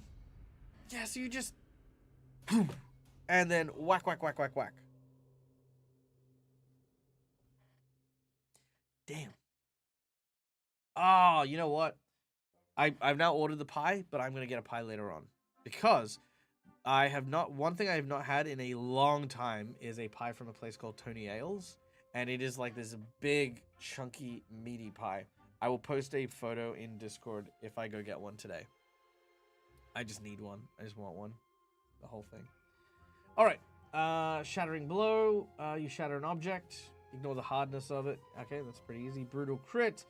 You deal an extra damage dice. Cool. Cool. Target also takes bleed damage. Nice. Perfect clarity. Reaction. Critically fail in an attack. You burn out all your rage. Reroll the attack. So end your rage to reroll with a bonus to your circumstance. Interesting. So that's a good way to negate a critical fail too. Vicious evisceration. Make a vicious attack. If a strike hits, target is drained. Drained's pretty good. So basically bleeding them out. Yondu's arrow. Yeah, if Yondu's arrow was a fucking tree trunk that went straight through people in a line, it's more like an armor-piercing round at that point. Literally, a penetrating projectile is just an armor-piercing round going straight through whatever the fuck it wants in 30 foot. It literally says here, it ignores cover. Oh, cover granted by creatures. Never mind. So it will stop if it hits a tree. Good to check. Yeah. Yeah, and imagine as well if you've got the giant form when you do this, right? Like, so you're huge, meaning you can wield a gargantuan-sized thing, right? A gargantuan-sized thing. You freaking take a tree, you snap it off, and you just go, whoof, and you hit everyone in a 30-foot line, penetrating into each of them. Yeah. But I mean, admittedly, that is level 16, so, you know, there you go. Vicious evisceration, make a vicious attack, you deal extra damage, you drain, yep. Whirlwind toss. Whirl a foe to smash all nearby enemies before throwing them far away. You thrash. During this thrash, the collateral thrash feat applies to all creatures adjacent to you. Then you throw him 10 foot where they then fall prone. See, this is what I mean when I talk about cinematics. How fucking cool is that? And you grab onto someone, you hit everyone around you, and then you yeet this guy 10 foot where they then fall prone. That is amazing. Fucking love that. That is so freaking cool. Literally hulking it out. Annihilating swing. You make a melee attack, ignoring resistance if the target has any. Yada yada yada. If it is a solid unattended object, you automatically destroy it. Target object serves hardness of 20 or less and is not a magic item or the effect of a spell, you destroy it. Target object serves a magic item. Yeah, you can counteract the spell. So you hit someone with no resistance. So yeah, you shut down resistances, you destroy items, and yeah, basically counteract magic. or destroy 5-foot cube of an object or surface larger than medium. That's pretty tough. Contagious Rage. Drive into frenzy, ignore requirements, Allies affected by share rage can choose to gain your instinct abilities as well. Nice! So yeah, so basically you're sharing the rage out to your team. Quaking Stomp. You step on the ground and create an earthquake spell. Because why not? As one action! Once per 10 minutes. Okay, fair. The Unstoppable Juggernaut. Now, this is what I want to see. You have become a brittle, unstoppable force of nature, able to shrug off mortal wounds. You gain resistance 3 plus your con to all damage. And your resistance from raging increases to 8 plus your con. In addition, if you are reduced to 0 hit points while raging, you can end your rage as a reaction to stay at 1 hit point. And if you do, you become wounded 2. Nice. Alright, cool. So yeah, you can basically stave off death and just resist everything. That's pretty dope. That is pretty dope, I have to say. Okay, so all in all, the Barbarian, the favored class. Very much a favored class. I can't shake it. It just is. It is something that is enjoyed, something that is loved, something that is something that definitely has been given a ton of TLC. Now, I just want to have a look at the Paladin real quick, just in terms of like the feat tree. So, okay, so it looks like the Alchemist gets shafted a little bit, but still, looking at what we get for the Paladin compared to that's still another like 10-20% more on the Barbarian than on the Paladin, you know. So, sorry, the Champion, not the Paladin. You know. Well, see, I don't think the Champion is the favored class. And here's a funny behind-the-scenes story. Did you know that the Dead Aussie Gamer was one of the inspirations for the Champion being made into the Champion? I know that sounds really arrogant to say, but I can almost guarantee that my actions directly influenced the birth of the Champion. So many years ago, when 2nd edition was doing the playtest, I created a round table with me and a few content creators at the time, just small content creators, and we were talking about the playtest because at the time there still weren't very many Pathfinder content creator DMs. So we started talking about all the different stuff. And at the time, the Paladin was still there in the playtest. And we said, one thing I'd like to see is, you know, like, why is it that the Paladin is still here? Let's be honest here. If they bring out the Paladin, that means they're going to bring out an archetype or even an entirely new base class for the anti-Paladin. Because a Paladin serves good gods, and that's the nature of it. A Paladin refers to the champions of Charlemagne, the Paladins of Charlemagne is what they were. So they were virtuous, they were good, they were righteous, meaning you could never truly have a Paladin of Asmodeus, for example. So why bother with that? Why add so much work for themselves? Why not remove the entire Paladin altogether and just rename it? Call it something like the Templar or the Champion or the Crusader or whatever. And all of these things now then have the accessibility to be used in any god.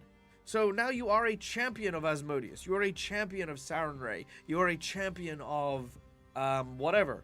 And I was like, I love that idea. I love the fact that this is a way that you could make things simpler and more accessible to people who don't just want to play a lawful good paladin. And literally, like I think the day after I made that live show, Eric Mona started following me. And Eric Mona and I knew each other roughly, like we'd met each other, and it's like, oh, hi. But he then started following my channel after that, and I met him at Gen Con, and he was very aware of who I was, because honestly, he was the only person at Gen Con when I wasn't wearing my outfit to look me across the room and come say hi. I was like, what the fuck? I know who you are, but how the fuck do you know who I am? And we started chatting, we became good friends. Eric is a wonderful being, a creative writer, and one of the big brains behind Pathfinder 2nd. And that was when I knew. I was like, oh, okay, look, you started following me after I did that thing, and now we have the champion. I mean, sure, maybe it wasn't entirely me, of course, and I know that. But at the same time, I'm like, this is definitely like a that's a good idea. Let's bring it to the table, and then people enjoyed that idea and then expanded on it and made it good. And I love that, and I'll always love the champion for that. So yeah, influencer dag influencing things. I know. But yeah. What do you guys want to do? I have pie on the way, right? So I got food coming. I do have enough energy to do another class, but do we want me to do like 2 classes an episode, 1 class an episode, and work our way slowly through it? What would you guys prefer? Do you want to go back and just digest some stuff, or do you want me to try and do the paladin? What do you guys think? I might go turn the heater on, but yeah. I got 1 call for champion. You guys want me to do the champion as well? I don't mind. Again, I've got the energy for it. Go by energy levels. If I've got the energy levels, champion. Yeah, okay, cool. I'll do the champion. Let me go turn the heater on because it's raining and it's cold and all this shit. But the problem, if I meet a group of people and tell them apart from the outfit the next day, I have to start all over again. Yeah, that's fair. That's fair. No, I feel like it. I do feel like it. I do. I just want to know what you guys want, you know. I would appreciate though, and this is not a request. This is just a humble request. If someone could timestamp when we start the champion and put it into the thing afterwards. I don't know how to do that myself, and I will figure it out. Then it would make it much easier for people watching later on. So yeah. I have to go night, but catch the VOD later. Hey, thank you, Christina. Okay. All right, I'm gonna go turn the heater on, then I'll come back, and then we'll do the champion.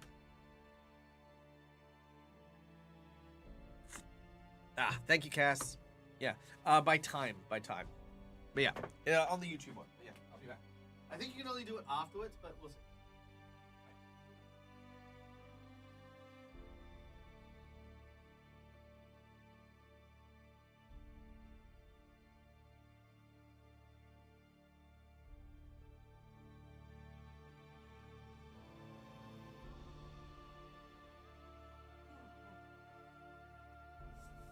It is cold in Australia. I say it's cold in Australia. It's like, what's the temperature? It's like 13 degrees Celsius, which is cold here. Okay. Hey, Bali Lally. Just in time for the chair stream. Yep, that's it. Okay, here we go. Ooh, the champion.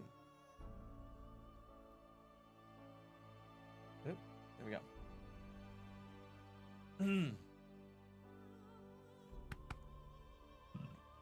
Pardon me. Okay. You are an emissary of a deity, a devoted servant who has taken up a weighty mantle, and you proudly pursue a cause that holds you apart from all those around you.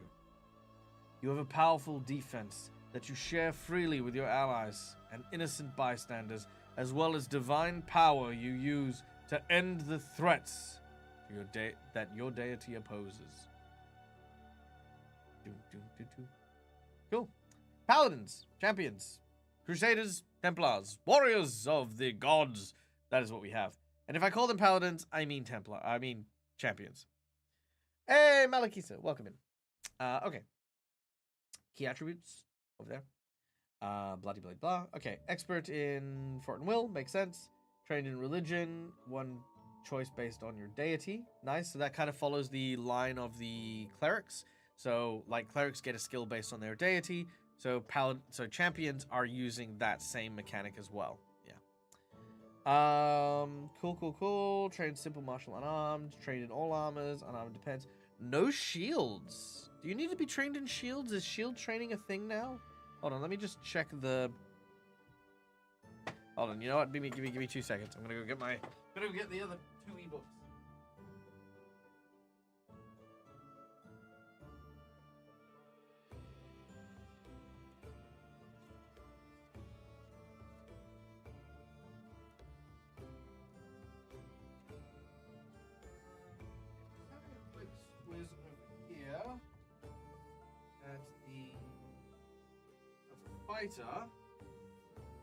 Fighters are... I don't know if you need it or not.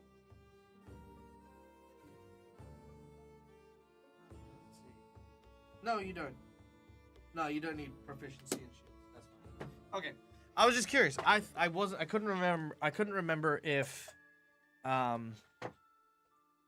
I couldn't remember if it was if like shield had a proficiency or not, but it does not. It's fine. Okie dokie. Here we go. Christina, what are you sending me? Oh, the timestamp.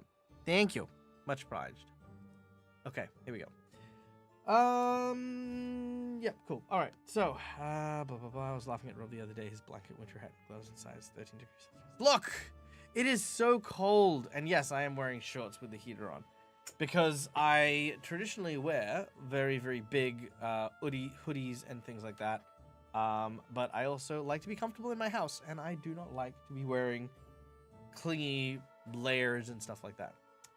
I bought an air conditioning unit, goddammit, and I'm going to use it to make my house hot and warm. I want a balmy 31 degrees. All right. Anyway. Also, by the way, Australis, I'm being sensitive about it because my girlfriend yells at me about it as well. Like, why are you wearing shorts and turning things? It's because I like it. Okay. Anyway. I do not layer.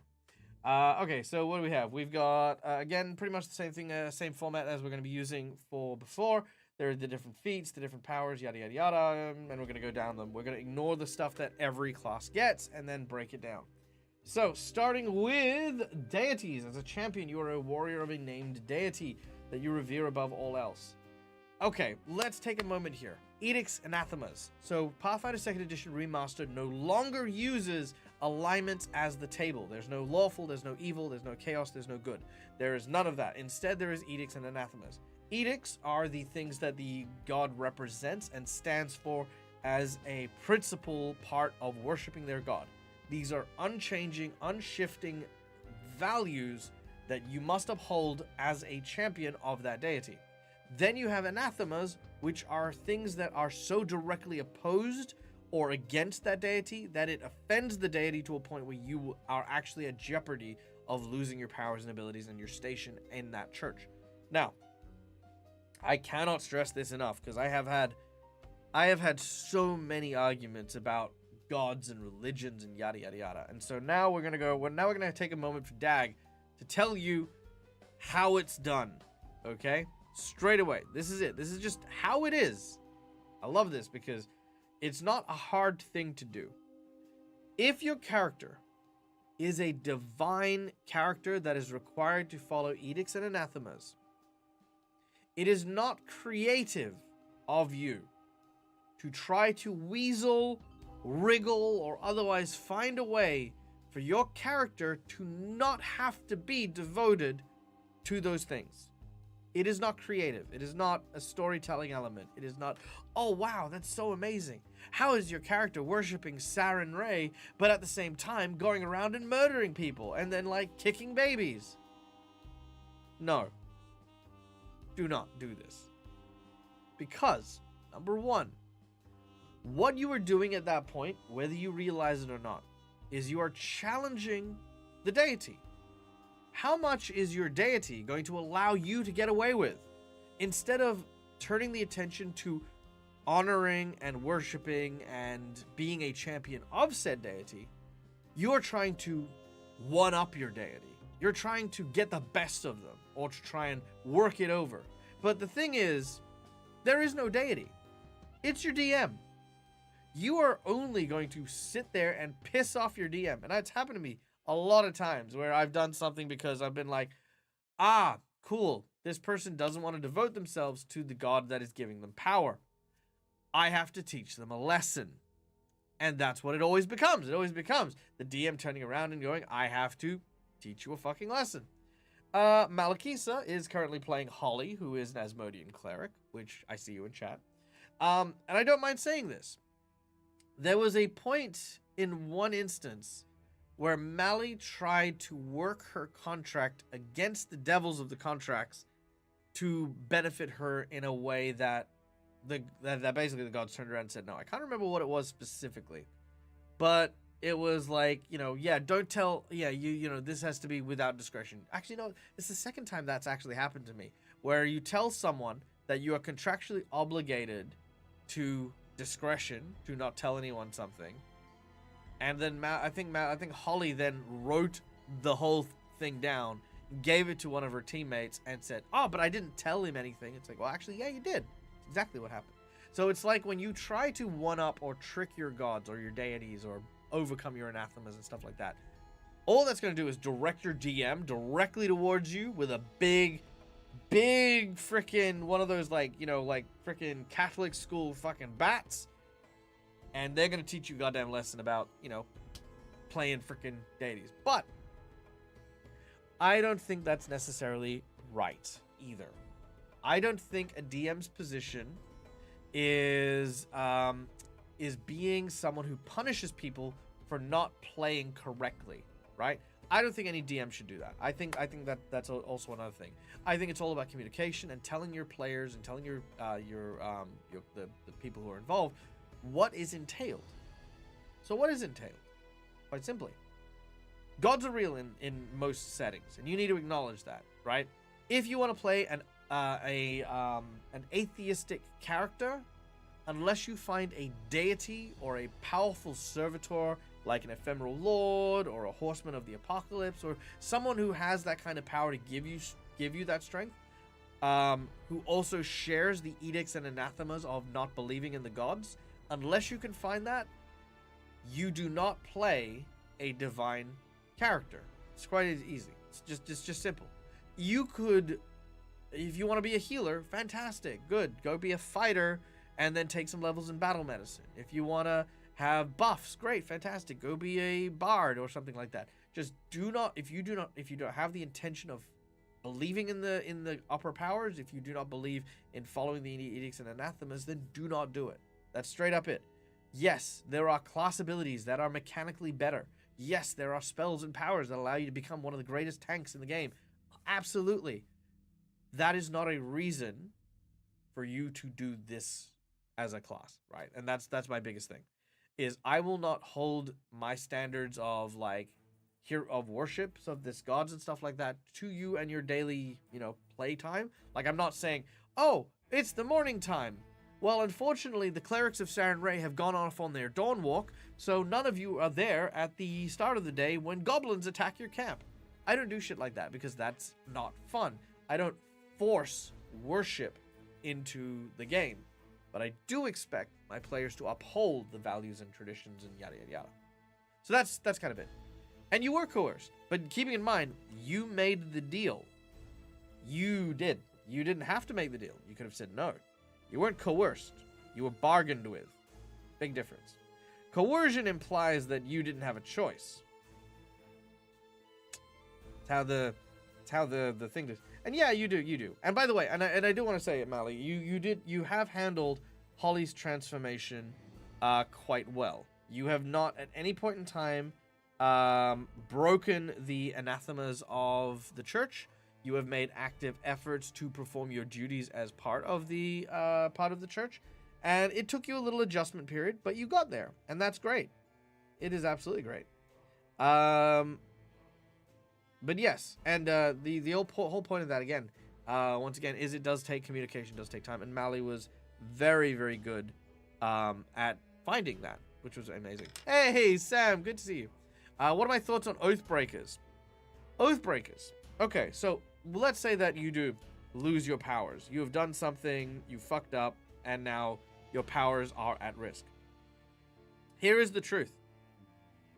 I do not like having paladins fall unless I've had that discussion with the player in advance. At which point, I would turn that character into just a straight fighter, or a version of them as a fighter, and that is simply it. You are a fighter until you restore your powers.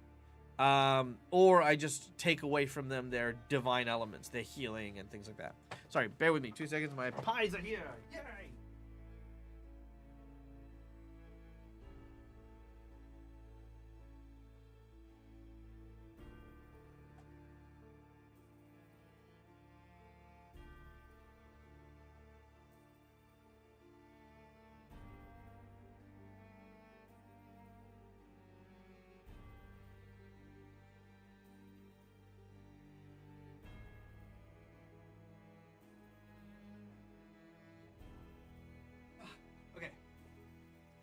So, the fuck is a breakfast pie? It's a pie with bacon and egg in it. Also, I get a curry pie. I got a Maharaja's butter chicken pie. Because we do pies in Australia.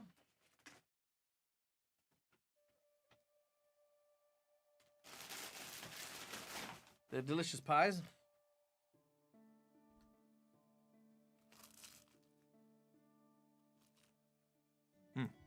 See? Bacon and egg. So good. Okay.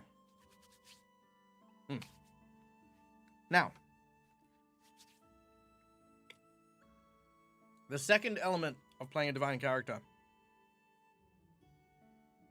Actually, I should probably recap. Do not play a divine character for the mechanic if you are not willing to follow the edicts and anathemas. Straight out. It is going to anger your DM, going to make things frustrating, yada yada yada. If you want to play an atheist, there used to be a group of divine spellcasters called the Priests in one of the old editions. If you want to play something like that, speak with your DM and find an appropriate way to do it. Secondly, I had a second thing. It's in the back of my head. It was... Dang it, come on. The Fall of a Paladin. When you do an Oathbreaker or when you fall as a Paladin, it is something that you want to make a dramatic moment. You want to give it due course. You want to have that ability to restore their honor and stuff like that. If you're going to do stuff like that, talk with your player, talk with your GM, make sure that's the thing. As far as I'm concerned, Oathbreakers are great and are fine as long as, you know, they are not people who are just oath-breaking and just not giving a shit. Because for me, that's just frustrating. Because it means that you haven't really adopted the idea of playing your character. What you're doing is you're telling me you're just doing whatever you want, regardless of the consequences. And the thing is as a DM, my job is to deal out the consequences. And it's like a child turning to you and looking you in the eyes and going, I'm gonna do this. What you gonna do about it? And it's like, I'm gonna fucking smite you. Like, I play the gods in this world, and you're supposed to represent this god, and this god knows exactly what you're doing, and if you're being a knob, he's gonna fucking smite you. That's how it works. So yeah, that's it. Okay. So deities, skills, anathemas. So again, we've talked about anathemas already. Let's read it in detail so that we know.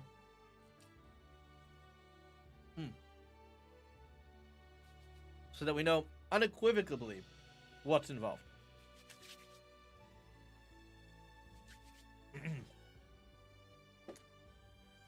First line.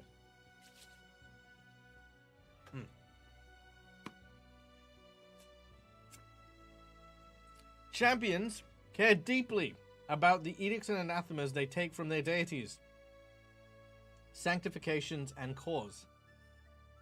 As with any implement of edicts and anathemas in the rules, these are tools for role-playing between you and the GM and other players at the table. You're still playing a nuanced character and not strictly following a script. Acts fundamentally opposed to your deity's ideals are anathemas to your faith. Learning or casting spells, committing acts, and using items that are anathemas to your deities remove you from your deity's good graces. Similarly, using items, spells, or actions that are anathemas to the tenets or goals of your faith could interfere with your connection to your deity. For example, assisting in a ritual that raises undead would be an anathema to Pharasma, the goddess of death.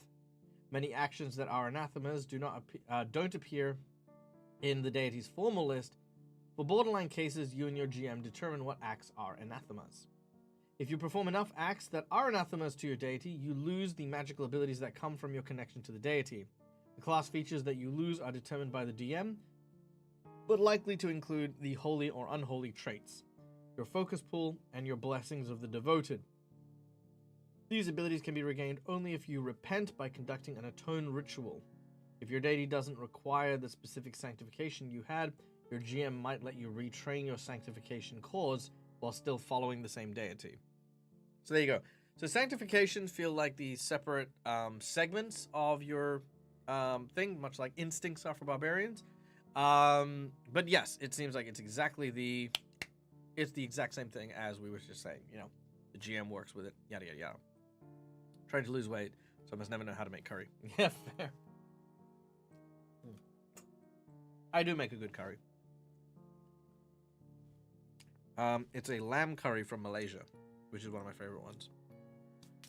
Okay. Sanctification.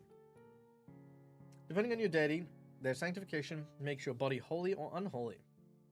This commits you to one side of the struggle over souls. Whether you become holy or unholy, or neither, will limit your choice of causes, devotion spells, and feats. If you can be holy or unholy according to your deity's status, sanctification entry, you make that choice, and if you must be holy or unholy, you gain it automatically. If the deity lists none, you may choose only options that don't require the holy or unholy trait. If you are holy or unholy, oh my god, you gain the opposing traits. So basically, some gods will say you have to make a choice, and it's your choice. Some gods will say you have to pick one or the other, and others might say you can pick neither, I think is what it's pretty much saying. And then there are options for all three. Cool. Sweet. Unholy sanctification for a champion can be extremely disruptive to a typical game, and should be a player character's option only in appropriate adventures campaign where the group collectively decides to embrace them. Holy, you gain the holy trait. You gain the edict. Do not knowingly harm innocents or fail to prevent harm to an innocent if your direct intervention could save them. And anathema, commit murder even if the game includes behavior outside of Pathfinder baseline. So Pathfinder baseline means it is not considered murder if you kill a bandit who is attacking people. It is considered murder if the bandits have surrendered and you are killing them in cold blood. So yeah. Curry spicy like hot. My curry is a little, my curry can be spicy, but it's like more of a creamy, sweet curry with a little bit of spice to it. It's a lamb curry. Or an oxtail curry. Those are my favorite ones. Yeah. Splitting hairs there a little. Coconut curry is not spicy. No, it's not that spicy. Yeah. So, yeah. So I'm glad that they include the baseline thing, because that's a very important element. If they don't include the baseline, it's easy for them to feel, to forget, that, you know, there are some basic mechanics that you need to be able to do. You can't say you cannot kill anything, because that's a problem. Unholy. You gain the unholy trait and add the trait to any strike you make. You gain the edict. Do not put another's need before your own or those of your deity. Okay. Your anathema is commit an entirely altruistic act, such as giving something away in charity, and put anyone's needs before your deities. None of these prevent you from performing acts others might consider helpful, but these acts might be done with the expectation that they will ultimately further your goal or your deities. Okay, so yeah. You cannot act in an altruistic way, effectively. So that makes sense. Alright. I dig that. Deific weapons. So you get to pick a weapon. And increase the damage die by 1 step. Ooh.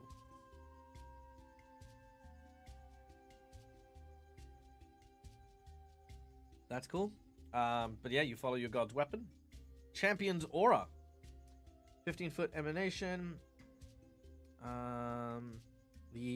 Anyone with any follower of your deity within the aura immediately knows that you're a champion of your deity. Used as a bandit. Village was burnt down, and some paladins showed up and wiped out the bandits. But in doing so, the battle that ensued destroyed their home, killed her parents. The paladins relocated her to a foster home where she was abused, hated it, bullied, all that other stuff. And she never stopped blaming the paladins of that church for ruining her life.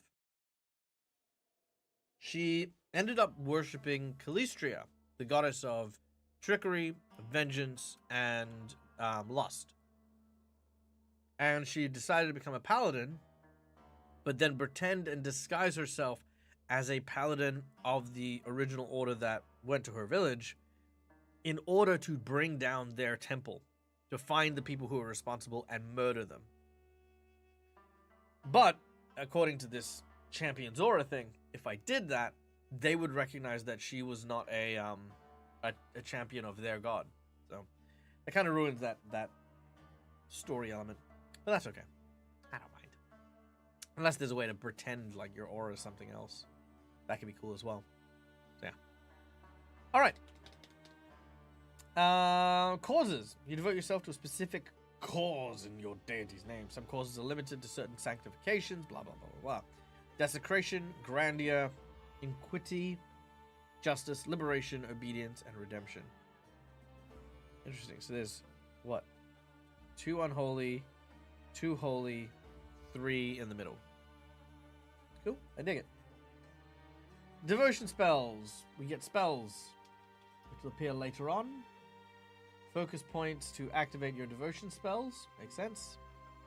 Using charisma as your casting stat. Charisma is not our primary stat, though, is it? No, I didn't see. Let's see. Strength or dexterity. Yeah. So charisma is our casting stat. Shield block. I mean, the shield block feat, champion feat, skill feat, yada yada. Blessings of the devoted. Blessing of armaments. Select a weapon or hand wraps. You get the armament's critical specialization. And you get the armament of one of the following: fearsome, ghost touch, returning, shifting, or vital. In your daily preparations, you can attune to both. Nice. Okay, cool. So 3rd level, you get a rune on one of your items. That's cool. Or a rune on your shield. Minor reinforcement, and as you go up, it gets harder. Nice. Blessing of swiftness. Cool. Okay, so these blessings that you get are pretty neat. Blessing of swiftness gives you a +5 foot speed and +2 to your defense against reactions. Nice. Okay, cool. That's pretty good. So yeah, nice, easy, simple. You get, blessings from your god, which kind of feels good. It kind of feels like if your god, if you do have the favor of your god, it feels like something that you would get. As in, it feels something you've been granted, not just your training. Charisma is force of will in Pathfinder. Yes. Yeah, very much the same.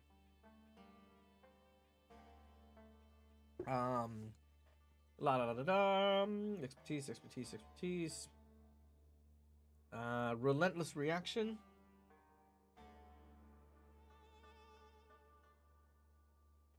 The champion's reactions improve, typically depends on gains the relentless reaction benefits listed in your cause. Okay, cool. So that's more stuff there. Sacred body. Yep. Divine will. So these are just, boosts to your proficiencies. Exalted reaction. You get another version of the relentless reaction, the upgrade. Expertise. Yada yada. Champion master. Find spells go up. Legendary armor. Proficiencies go up. Heroic defiance. You continue to fight. You gain heroic defiance devotion spell. So that's another focus spell that you get from that. Cool. Okay. Causes. Here we go. Desecration cause. To subvert, corrupt everything in your path that is pure and holy, sow doubt to those holding the idea of purity and holy. The selfish shield. When an enemy in your champion's aura damages you, you gain resistance to the damage equal to 2 plus half your level. In addition, your strike against the triggering creature deals spirit damage. Nice. Your reaction, if your charisma modifier is 3 or greater, your resistance against the triggering damage equals your charisma plus half your level. Nice. But I love how that's actually got a minimum requirement, so you do need to have a charisma of 3 or higher. Exalted, each time your enemy in the aura takes -1 to their attack rolls to the start of your next turn. Nice, okay, so yeah. So when you get hit, they will take a penalty to their attack, and potentially you'll have resistance to them. So that's cool. I like that. Saw dog, saw dudes. Saw machine, how you doing? Hope you're doing well. We're just chilling out. reading some stuff on the Pathfinder champion. All right, so desecration is the unholy cause. I like it. I don't know. I feel like it's kind of basic. It doesn't really do what I think. It doesn't seem flavored, right? Because the edicts are subvert or corrupt everything in your path that is pure and holy, and to sow doubt among those holding the idea of purity. So I get that with the exalted reaction, giving a -1 to people around you in your aura. I get that. But the gaining resistance and,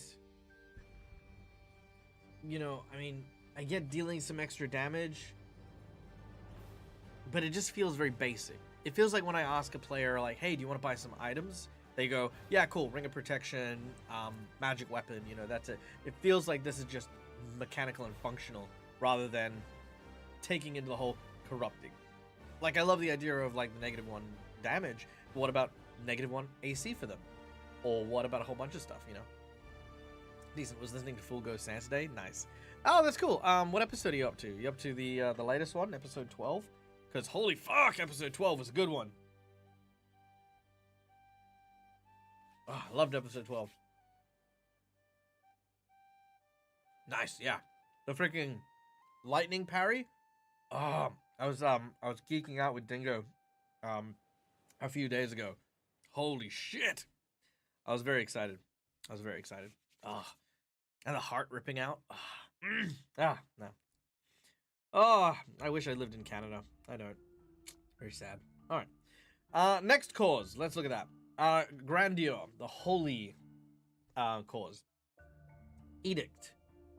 Oh, actually, you know what? Something to note is desecration doesn't have an anathema. Don't know what that means, but, you know, like, hey. Edicts. Provide a shining example for others. Enjoy and share the beauty around you. Keep yourselves tidy and well-groomed. It's an interesting additive at the end. Keep yourself tidy and well-groomed. Anathema.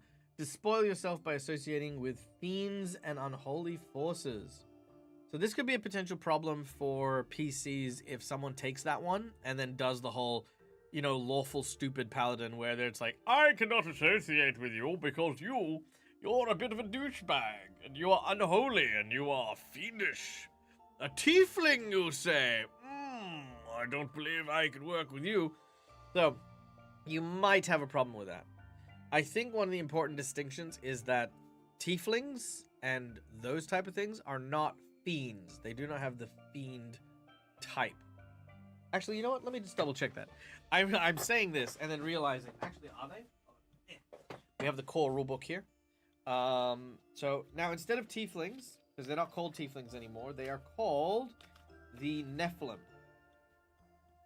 Okay.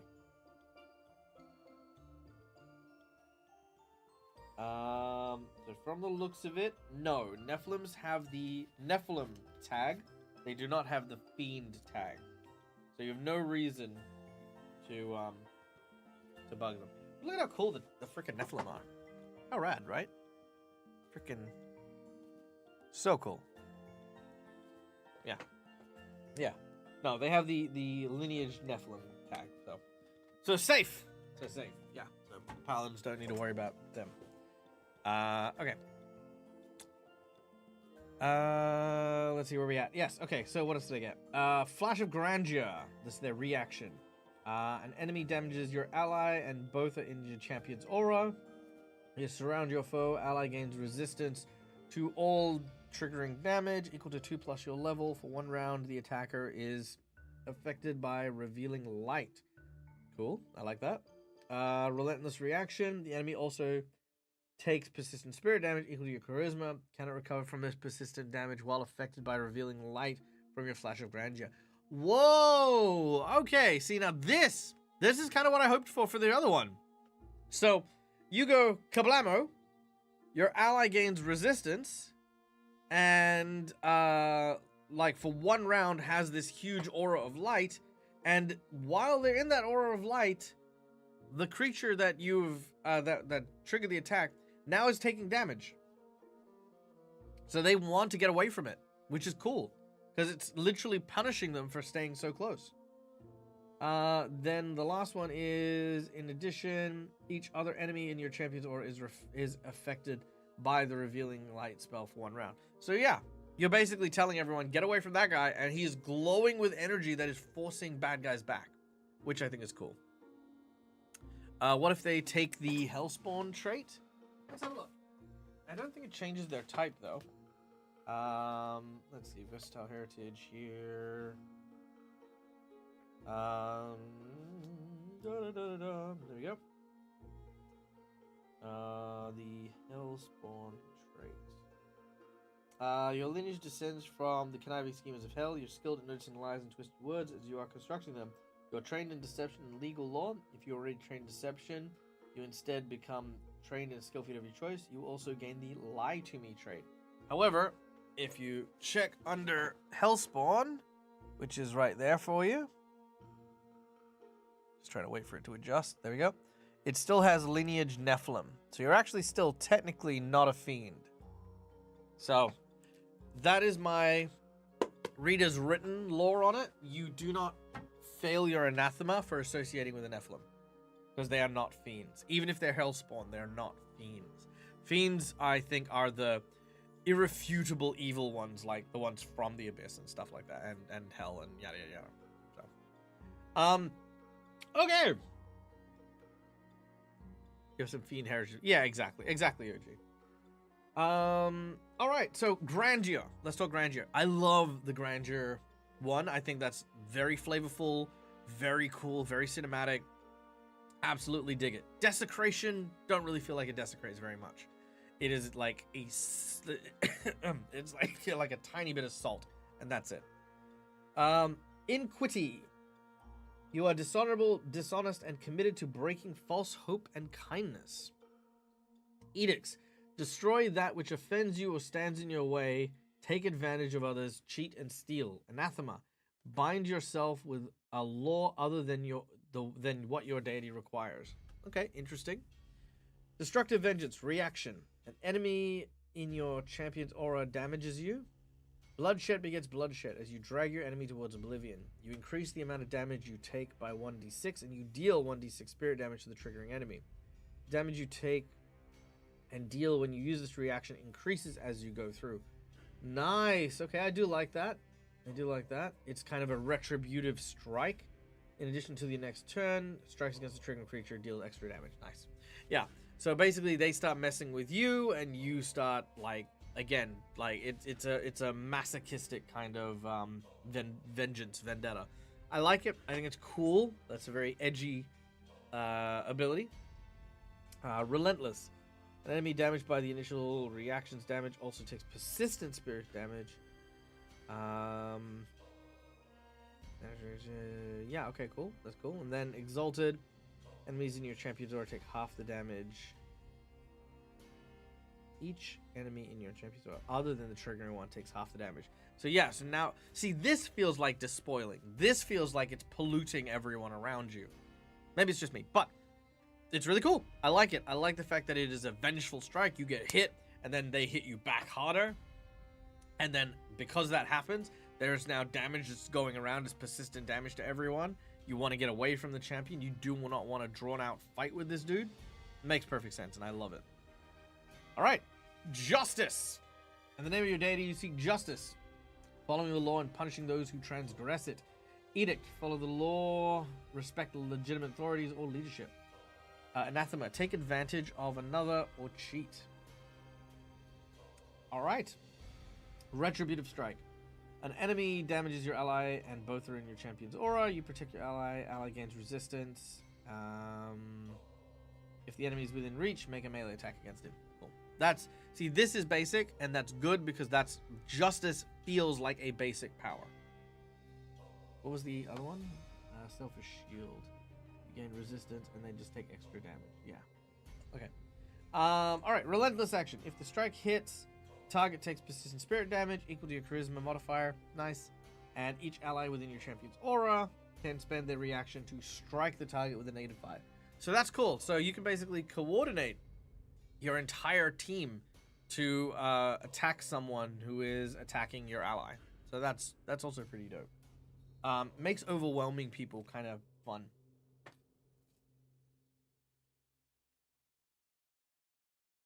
All right. Pie is so good. Liberation. You will see all people freed from bondage and prohibitions. Oppose slavery, tyranny, and fight for others' freedoms, allowing them to make their own decisions, blah, blah, blah, blah. Anathema. Force or threaten someone to act in a certain way or engage in slavery or tyranny. Okay, that's a good one. Liberating step. An enemy damages, grabs, or restrains your allies and both are in the champion's aura. You free an ally from restraint. If the trigger was an ally taking damage, the ally gains resistance. They can attempt to break free. Either attempt a new save against the one, or an escape action. Okay. So a reaction to give them another chance to escape. However, my concern is that it doesn't really bolster their ability to escape. I think what I'd prefer rather than the resistance. I mean, I get that all of these ones seem to have that resistance boost, but would have been to give them a boost for breaking free. Would have made sense to me. Let's see. You punish those who ensnare your allies. If the triggering enemy used an effect to make your ally grab, restrained, immobile, or paralyzed. When you use Liberating Step, the enemy takes persistent spirit damage. Okay, cool. So punishes them for doing that.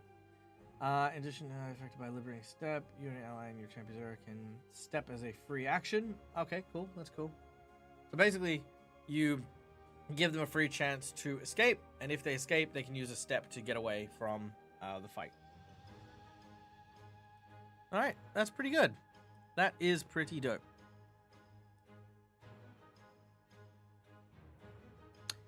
Sorry, I just got distracted for a second.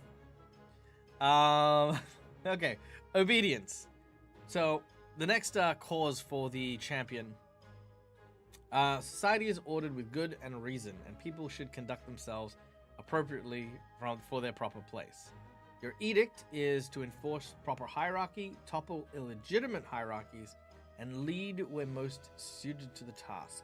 Your anathema is to let someone lesser than you wield power over you. I kind of like this one because this one kind of has both the like a good and bad vibe. You could have it as a good vibe, like, you know, taking responsibility, establishing order and stuff like that, or you can take it in the tyranny way. I like that fact. I think looking at these ones which are neutral, justice feels a little more good, as does liberation. But yeah, the obedience definitely feels a little bit more like it could be evil. You know, like it could be like that kind of dark side to it. I mean, there is dark sides to justice, maybe even dark sides to liberation if you really wanted to angle it that way. But obedience is the first one that I'm like, oh, okay, this kind of feels a little edgy. All right.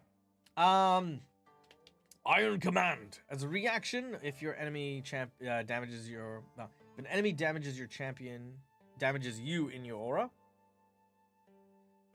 you put an impertinent foe who dares harm you in their proper place. You command your enemy to kneel before you in obedience. If they dare to refuse, they must pay the price in pain and anguish. Fuck, yeah. Okay. Kneel. They drop prone as a free action. Refuse. Deal 1d6 mental damage to the enemy. The damage increases as you level up. That is fucking dope. I like that. That is really cool. I think kneel is, you know, like to tell someone to kneel is a whole thing. I would also maybe have added in like to you know, lay down your arms or something, you know, maybe like keep that midway thing. Kneel feels very kind of okay. Relentless action. If the enemy refuses, they take spirit damage. Cool. Exalted reaction. Each enemy champion other than the triggering one must also drop prone or take mental damage. So again, expanding that outwards. So you go kneel, and then everyone around you has to kneel or take damage. So that's pretty cool. All right, I love that. All right, the last of these is redemption. Yearning to live in harmony, you make every attempt to redeem those others might say, slay or dismiss. Try to redeem those who have committed wicked deeds and show compassion to others regardless of their authority or station. Your anathema is to kill a sapient enemy without offering them a chance at redemption. So this is quite clearly your Saren Ray deity, your kind of your goddess of good cause. So this is probably the one for there. Hey, Sarak, heading out for the night. Thanks for the solid hang while you were organizing pawn boxes. No worries, dude. Thank you for coming and joining us. I hope you had a wonderful time. Look forward to seeing you next time. And if you are free around this time, whenever I started the stream tomorrow, I will be on Careful Cantrip playing a character in 5th edition. So yeah, feel free to drop by. Hell Knights upholding unjust laws, for example, would be an issue. Well, no, that would actually be exactly the point, Hell Knights uphold the law regardless of if they're just or not. And that's the nature of Hell Knights. That's what makes them so dangerous and insane. Is they don't care. It's if it's the law, then they'll uphold it. So yeah, crazy. I don't love Hell Knights. Hell Knights is so good. Oh, see prior statement. Oh, sorry, hold on. Let me see. Oh, okay, yep, sorry. McBluff makes me think of a character who's dead set on maintaining the caste system because they believe wholeheartedly in the karmic fate, thus believes your station's ordained by order. I feel like I could play a justice as a chaotic good pretty easily and go on a Hell Knight killing spree. Yep. Okay, cool. With you. I am with you. I am the law. Okay. Let's keep going with the redemption. Glimpse of redemption. An enemy damages your ally and both are in your aura. An enemy hesitates on the sins of their wait and sees visions. The enemy must choose to repent or refuse. Repent. The ally is unharmed by the trigger damage. Refuse. The ally gains resistance, and after damaging, the enemy becomes enfeebled until the end of its next turn. If the enemy refuses, it then takes spirit damage as part of your level 9 reaction, and then level 11, if the enemy refuses, you can choose to grant resistance to yourself and all allies in your champion's aura. Damn. Okay, yeah. They just make it harder for, that feels like it's like don't make it harder for yourself. Okay, that's pretty dope. Pretty dope. All up the causes. Okay. I have my favorites. I definitely love Grandeur. Actually, we'll go through. I don't care about Desecration. I think Desecration's fine. I love Grandeur. I actually think the Inquity is pretty powerful. Justice is good. Liberation is very specific. Might be very difficult because it only works on like grabbing and restraining and stuff like that. So if you're playing in a particular game, that might be not used as often, but I think it's still good for, those games in which you do have that as a potential option. Obedience, love Obedience, and Redemption. I think that's good for a good character, good for a holy one as well. Obedience is Spicy Edgelord. Yes. Okay.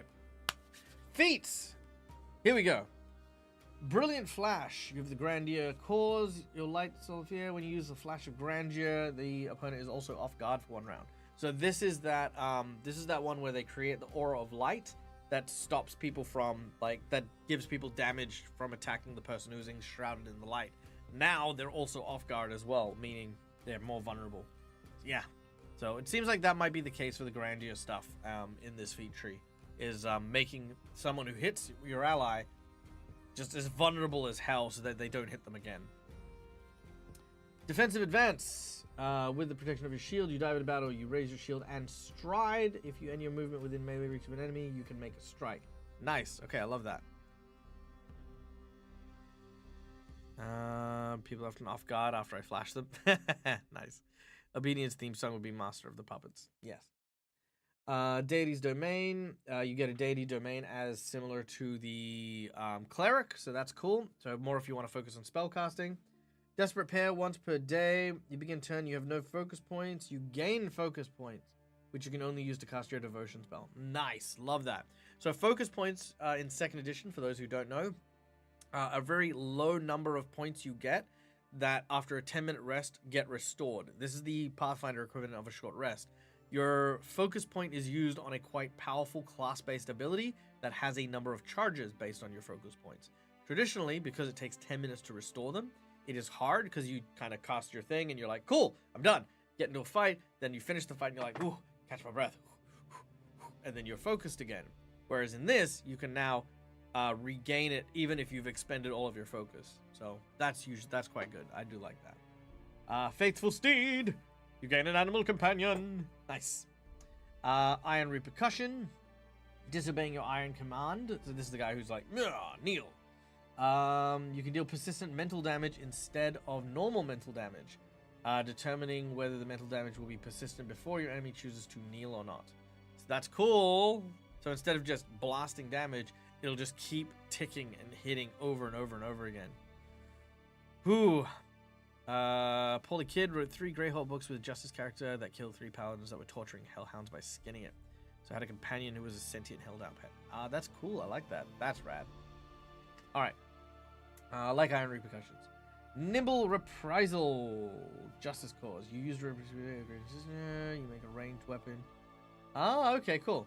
So, yeah, you can use your abilities at ranged for that one, which is cool. Ongoing Selfishness. Your ego demands you protect yourself above all else. After using Selfish Shield, you gain resistance to all further damage from triggering enemies until the end of your turn in which you use this reaction. That's pretty cool. Alright, so more defense. Unimpeding Step. Hey, no worries, Tony. Have a good sleep. Mwah. Rest well. I hope whenever you wake up, you have a wonderful day. Unimpeded Step. You ignore difficult terrain. Makes sense. That's cool. Good for someone who needs freedom of movement, liberty, and stuff. Ooh, let's protect. Boom, there it is. 15 is not bad. What do we need to beat? Oops. We needed to beat a 15. Hey, I got it. Nice. Yeah. All right. The Weight of Guilt.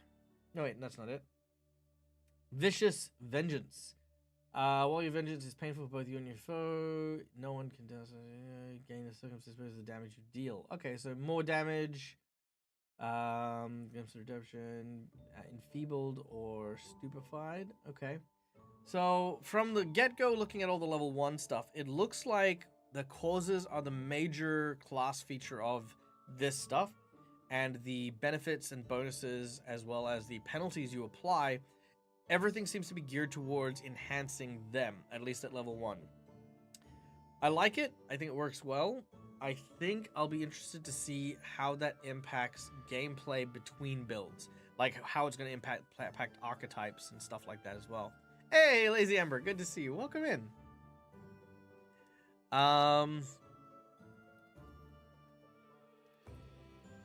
Okay, where am I at next?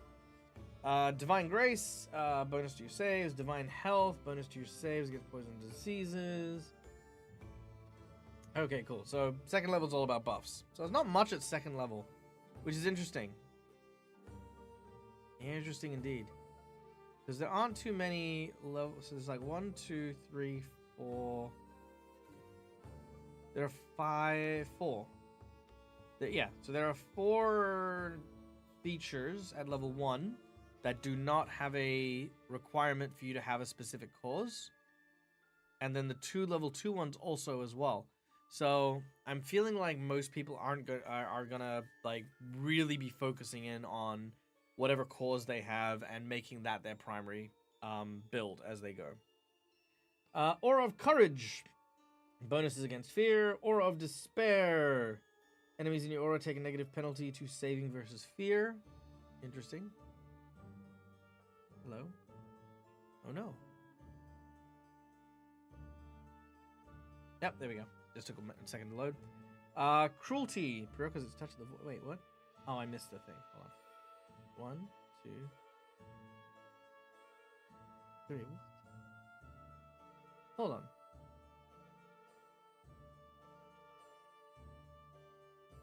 Touch the void and weigh on hands. Hold on. Did we get to those? Did I miss those? Hold on.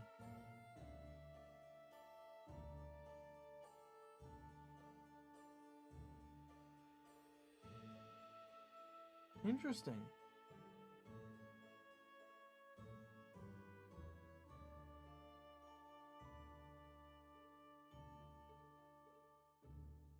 hold on. Let me just check something real quick. Because right here, under cruelty, we have Touch of the Void. Which does not seem to be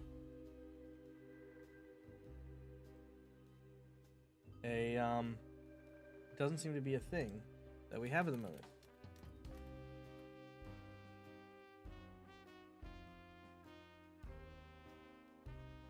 Ah, it's a focus spell. Okay, so when we get the champion's devotions and stuff like that, that's when we can do that. Okay, cool. Okay, so as we were saying before, oh no, hold on. Apologies, let me just shift that back over there. There we go. So, as we were saying about focus spells and abilities, so Touch of the Void and Lay on Hands are those. So yes, you should have it by this point. Makes sense. Whew, that was kind of worrying for a second.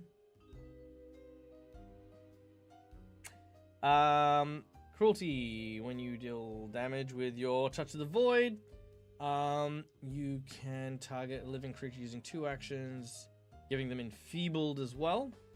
With the Mercy, you can use 2 actions in order to counteract a condition of your choice. Okay, so that's cool. Security, those you shield can benefit from your protection.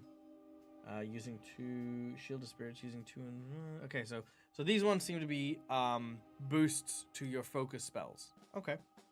Cool, like that. It seems very streamlined. It feels very well written. Feels very solid. I like it, but I don't like it. Okay, how can I explain it? In my mind, a good build is where you have like a ton of little things that seem completely unrelated that when you line it up just right, make something magical. What I'm noticing in this book is there is definite ideas that link together, like the Hulk thing from the Barbarian or the Juggernaut. And I'm seeing this now. Each of these different causes almost have the exact feat tree that you would build to make that the best it can be. Which I like the fact that they're keeping that in mind and having those builds in mind, but I think it's taking a lot of choice away, because you'd basically have to sacrifice quite a bit of stuff that seems very essential as you're leveling up. So I like it, but I'm kind of cautiously optimistic. That one. All right, expanded aura. Your aura is now 30 foot instead of 15 foot, and then goes up higher later on, which is cool.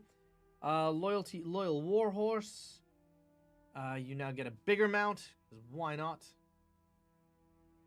Your mount never attacks you, even if you magically compelled to do so. Oh, nice. That's cool.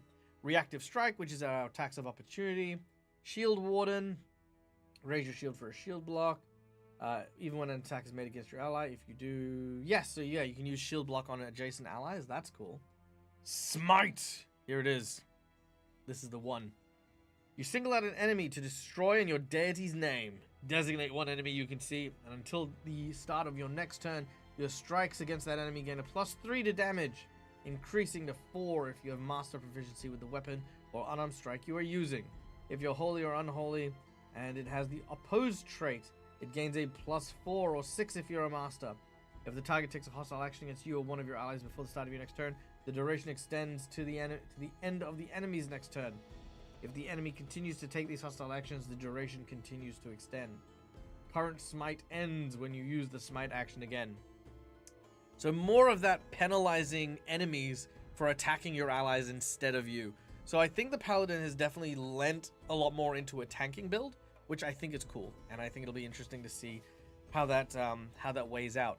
Unlike the Barbarian, who has a ton of self-healing abilities, I'm seeing Lay on Hands with the focus, and I'm seeing the fact that we can regain focus during combat, but I'm also seeing that maybe that might not necessarily be enough if, everyone's going to be going like, hey, let's just kill this guy. Okay. Advanced Deity's Domain, so that is getting more spells from your deity's domain list. Greater Cruelty, when using your cruelty stuff, You can target them with clumsy or stupefied instead of with the condition you originally chose.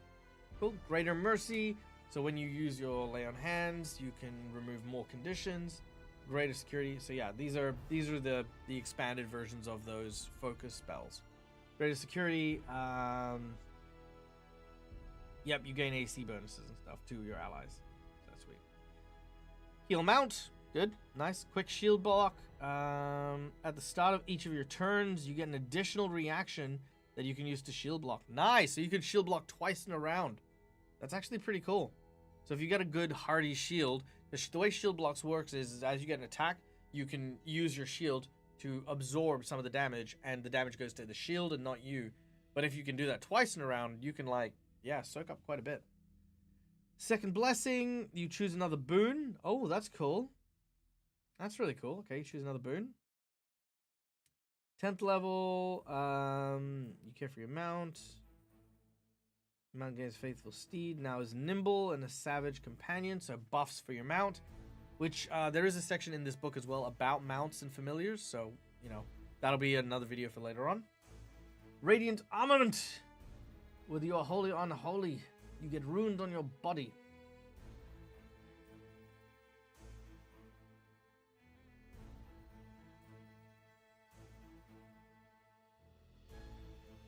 You get the astral and brilliance prophecy runes. Okay. So basically, yeah, you just add some extra magic nonsense to your armor. Shield of Reckoning as a reaction. When an enemy attacks an ally, matching the trigger for both your shield block and your champion reaction. When you shield an ally, you call upon your power to protect the ally further. Use the shield block to prevent the damage. And also use your champion reaction. Ooh. That's almost a must-have, honestly. That is almost a must-have for your for all of the class abilities we've read so far. Spectral Dance. You get the Spectral Advanced Devotion. Affliction Mercy. So that is... Yep, you can get rid of curses, poisons, or death. Aura of Faith. Each willing ally in your champion's aura adds holy to the strike. So now you're spreading out your holy blessings to everyone, which is good. Blessed Counter-Strike. Enemy triggers your champion reaction.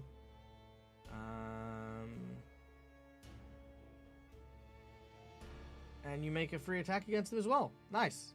So it seems like, yeah, a lot of it is about reacting to when your enemies hit you. And then, yeah, this one's going to get another hit to that. Champion Sacrifice. You aren't unholy. You can suffer so that another might live. Cast the Champion Sacrifice Devotion spell. Nice. I'm pretty sure that's one that's like soaks damage or something. Devoted Focus. You get more.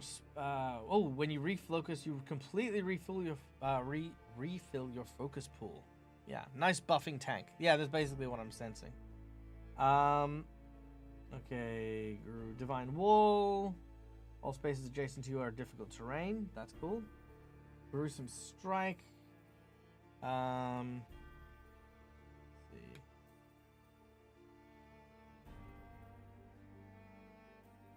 Let's see. Your strike currently deals damage from your champion's reaction.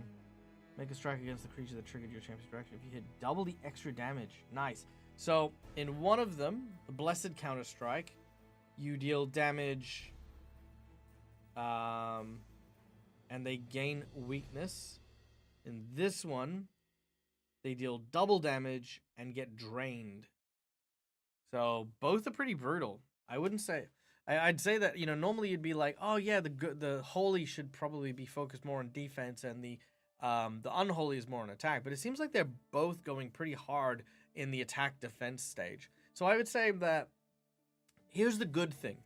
It feels like there's no difference in a positive way between choosing an unholy or a holy champion.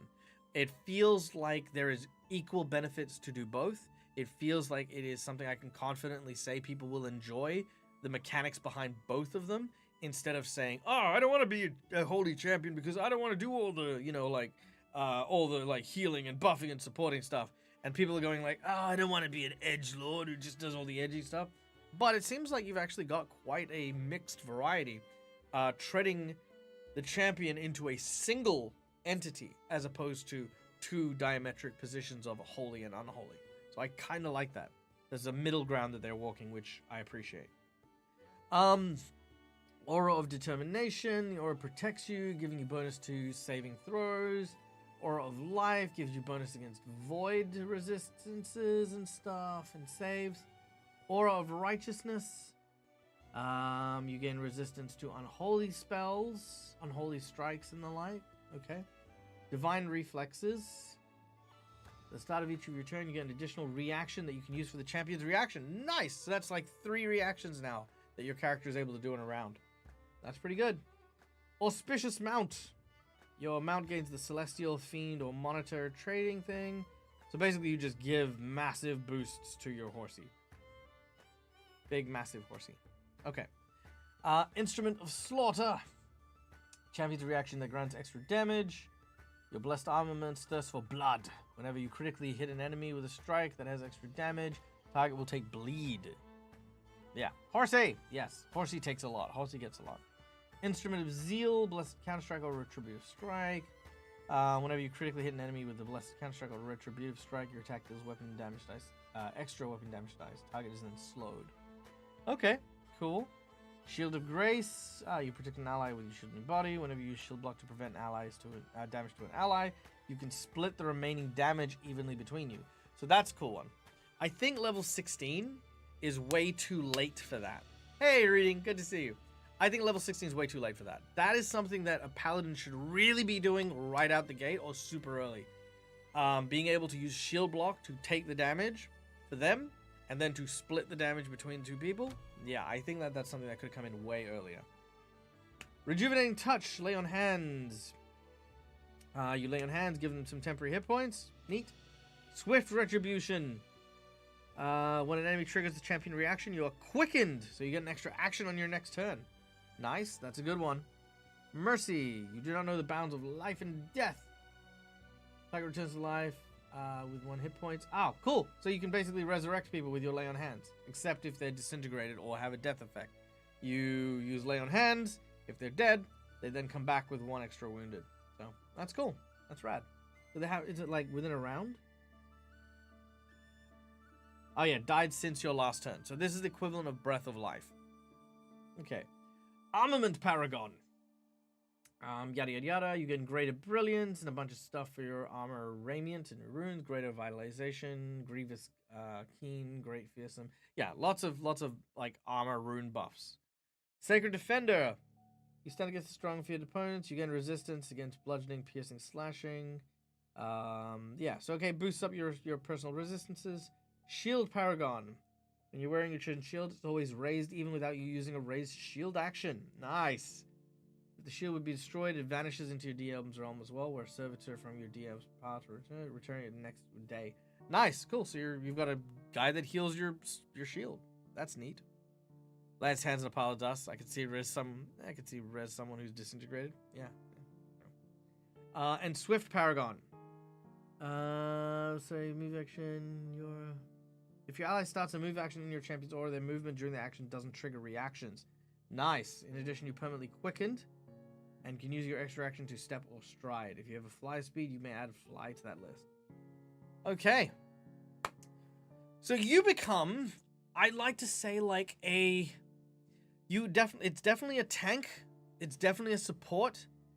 It feels like a punishing box that follows people around, protects nearby allies, and or just hits people with extra damage.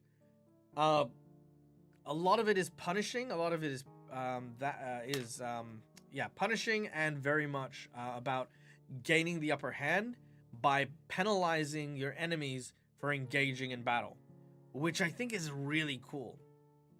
I guess I'll have to see it in action in full to really truly appreciate it, but I'm super interested to see how that changes a table's dynamic with a champion involved.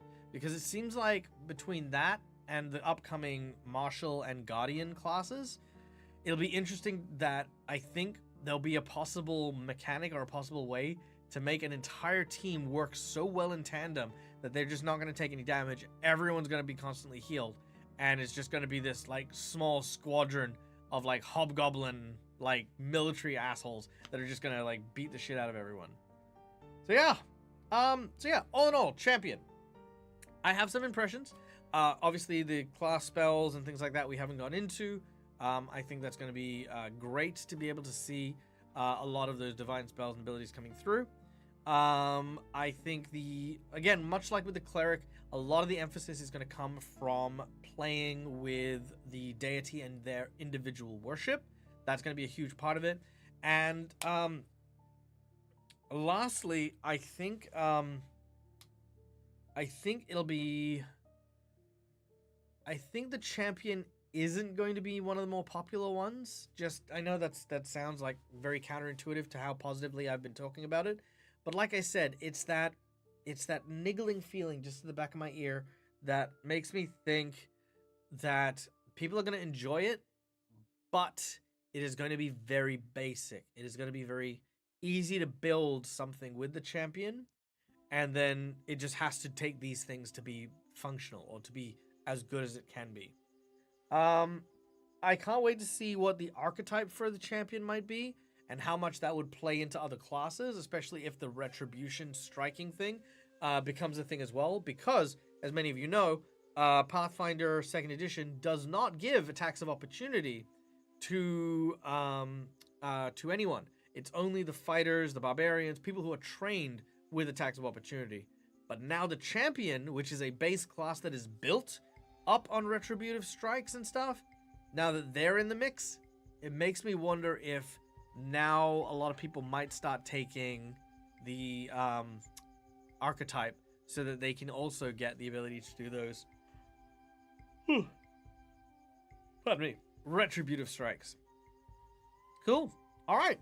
Well, guys, thank you so much for coming and joining us. I hope you enjoyed today's stream. I know I did.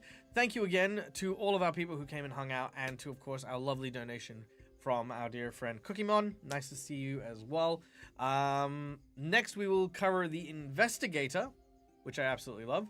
And what's after the Investigator? The Investigator and the Monk. Nice. I love it. Because the Investigator and Monk are also two of my favorites. So, yeah. Thanks. Lovely hanging out with you guys as well. So good. Let's see if there's someone we can jump a raid into. As always, we do enjoy doing our old raiding thing that we do. Oh, actually, before we do, there is something I want to share with everyone. First and foremost, bear with me while I set it up real quick.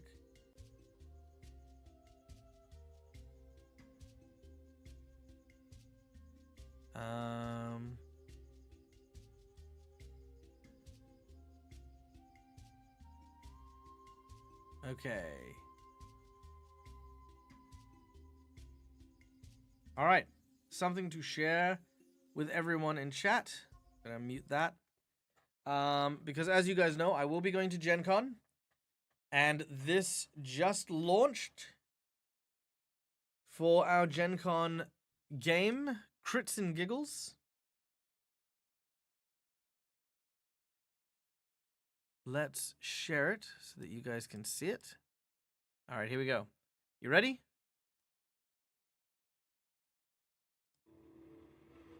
Oop, hold on. Hang on, I have to let's put that over here. Okay, good. All right, let's try that again, shall we?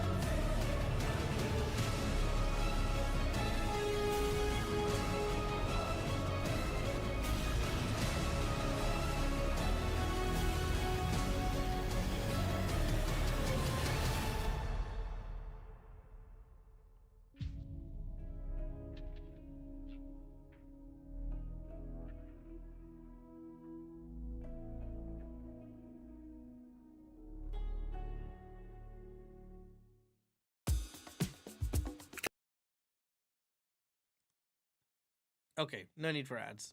All right, so there we go. So yeah, we are doing an Oops All Edgelords game at Gen Con. So be sure to come and check that out. We do still have seats for it, so if anyone wants to come and check me out, Echo the Clown is going to be a lot of fun. Actually, if people want to see Echo, some people have actually already met Echo, to be honest, but I'll pull him up. Of course, I've made a hero forge for him. Let me move that there. Just need to pull him up on hero forge. Oh, well, I'm sure your game is going to be amazing. Maybe I should ditch Careful Cantrip, come see your game, Mally. Maybe that's what I should do.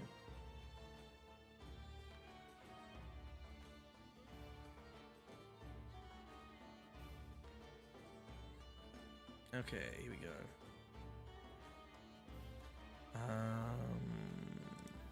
Live play game.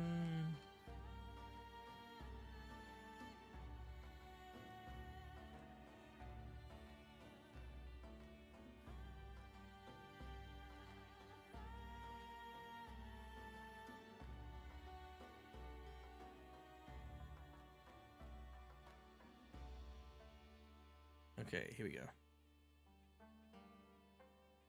All right. This is Echo.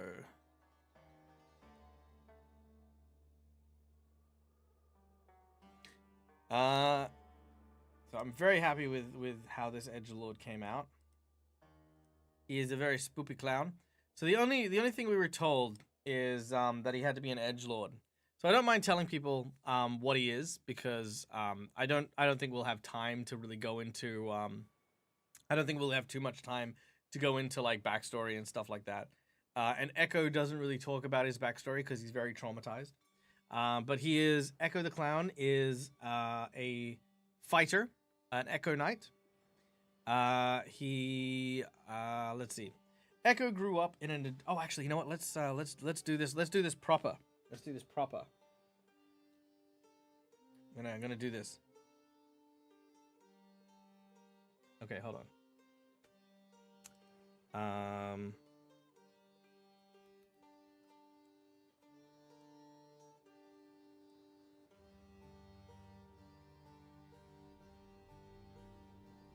right, there we go. Get some creepy music going. Okay, here we go. Hey, Blackwater D&D! Speaking of amazing people that will also be at Gen Con, guys, Blackwater D&D, our dear friends, will also be there. Please be sure to go and check out all of their events and all the crazy happenings that they'll be under. Yes, indeed, my dear, beloved, wonderful friend, I will be there. And you best believe that we will see each other and hang out, and I will give you big hugs and things. But let me cover this story, and then I'll come back to you in a second. Okay, so this is Echo the Jester, who will be my character for the Oops All Edgelord game that we're doing at Gen Con. So, Echo is... That's very loud. Hold on, let me turn that down a bit. There we go. Okay, so Echo grew up in an adopted family at a circus, where as a kid he was often bullied. The local children found him weird and would often play tricks on him. One day, the local kids of a nearby town played a horrible game of hide-and-seek to trick Echo into hiding but not searching for him. That was, of course, until tragedy struck as a terrible storm caused the river nearby to swell and cause a landslide to bury the forest that Echo was hiding in. The circus relocated, forced by the weather to leave, and even after searching, Echo could not be found. Echo wandered for years, lost and alone within those woods.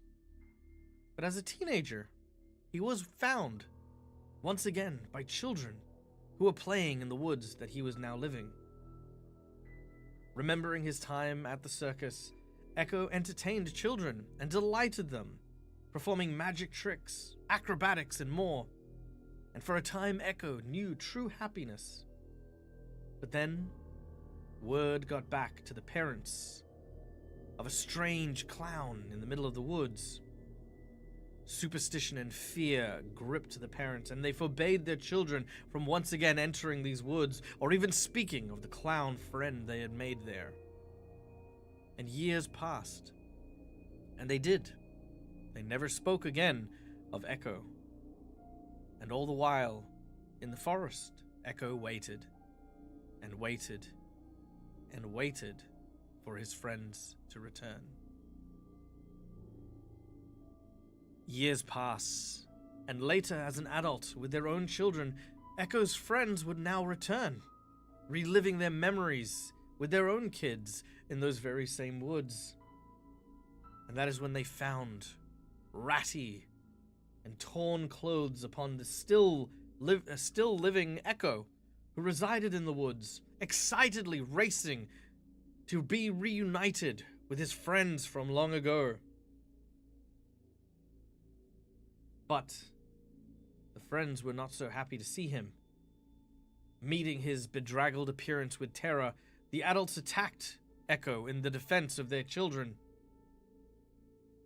In a fit of despair and rage, Echo fought back, killing them in front of their terrified and bewildered children. Realizing what he had done, and hearing the cries of the young ones, Echo tried to cheer them up as the only way he knew how, by performing, all while drenched in their parents' blood and gore. The children ran, fleeing, and birthing a new urban legend of Echo the Clown, the Butcher of Bindi Hollow.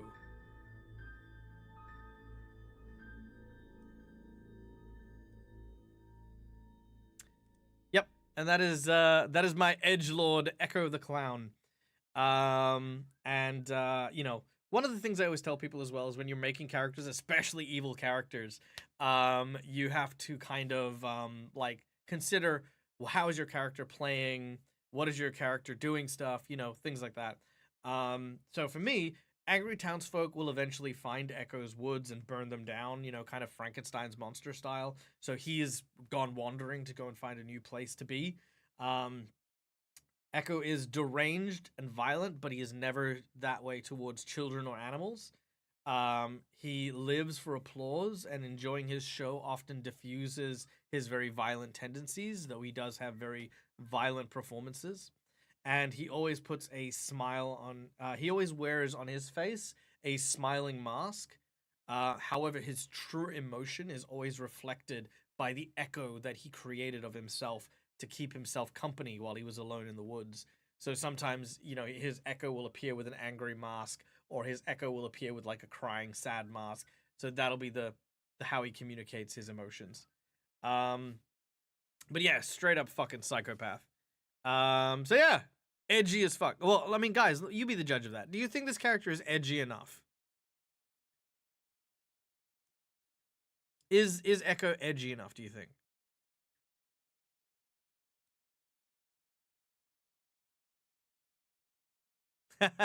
Tooch must love his shows. Yes, probably will absolutely love it. Edgy as fuck.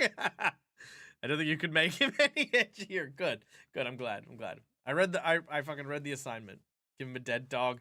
Ah, you know what? He should have a rubber chicken that's not made of rubber. It's just this dead, gutted chicken, and he squeezes it and it just goes. Oh fuck. That's yeah. Okay, maybe I'll do some stupid shit like that. That'll be fun. Anyway, so next week, guys, Gen Con, big thing. Just a chicken.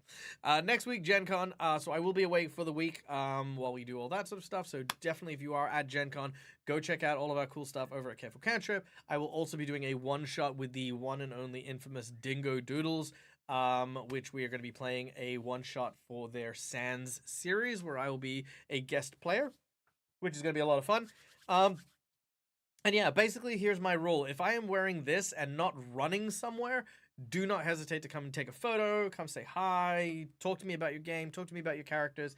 I love talking about all things RPG and stuff, and, you know, I am never too busy to come hang out with people. So thank you very much, everyone, for hanging out today.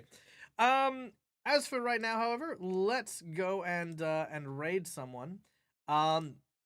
But while we are looking for someone to raid, I have another story about Blackwater D&D. Now, Blackwater D&D is filled with some amazing, talented people. Em, of course, and I have worked together a few times now, and it has been a pleasure each and every time. It doesn't matter what we do, whether we're eating Nazis or hanging out or whatever. But I remember Gen Con last year. I was walking back to the car to pick up some gear for one of the panels we were at, and I bumped into M and No Man in the streets, and we just started talking because hey, we're friends. And the next thing I know, every few seconds a new content creator is just bowling into us until we're effectively having like a celebrity meet and greet in the middle of the street just outside the convention. And I'm just like, there's Quincy, and there's Duke, and there's me, and there's Raina, and there's Dave, and there's Jakin, and there's just freaking 3 Black Halflings. Fucking everyone is just gathering up because we're just saying hi, and everyone's trying to get to their car or do something, but we're just like, yeah. It was one of my favorite moments from that year at Gen Con. Yeah, it was just amazing. Yeah.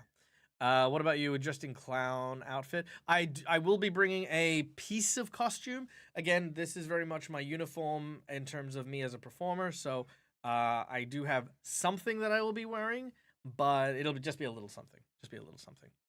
I'm also trying to get something to wear for Dingo's thing because I just I want to do something nice for them and that thing. So okay, let's see. Who are we gonna go and raid? You know what? We are a Pathfinder stream, and there is this lovely little chap called Whiskey Sunshine, who is currently playing Pathfinder, using VTTs. Looks like Fantasy Grounds, which is even better. But here's the catch. I love the fact that he's named his game Ardian, An Empty Sky. Session, I think, 47, I'm losing track. Brilliant.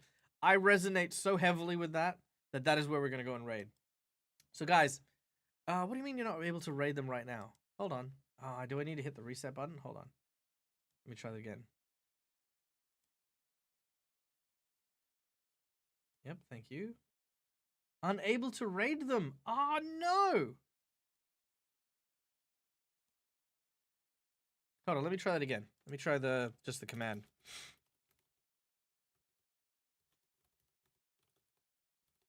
Because he might have turned off raids, maybe. Yep, raid settings do not allow me to raid this time. That's a shame. That is a shame indeed. Is anyone else playing Pathfinder? Why I was eating Nazis? Well, yes, indeed. In fact, there was a new RPG that was being created called Eat the Reich. And Blackwater D&D. Blackwater D&D just went live? Yeah, let's go raid them. Yeah, they did a game called Eat the Reich. And I absolutely loved playing Flint, who was this giant bat who ate Nazis. And that was the whole game. The whole entire point, if you ever get a chance to, Eat the Reich. Just, again, you just play vampires who eat Nazis. All right, here we go. All right. Yay, they're going to let me raid them. All right, guys. Thank you so much for listening. Thank you so much for being here. We love your faces. Stay safe. Stay wonderful. Be kind to each other because why the fuck not is free. And until we meet again, from us to you, game hard or die trying. Mwah! Bye, guys!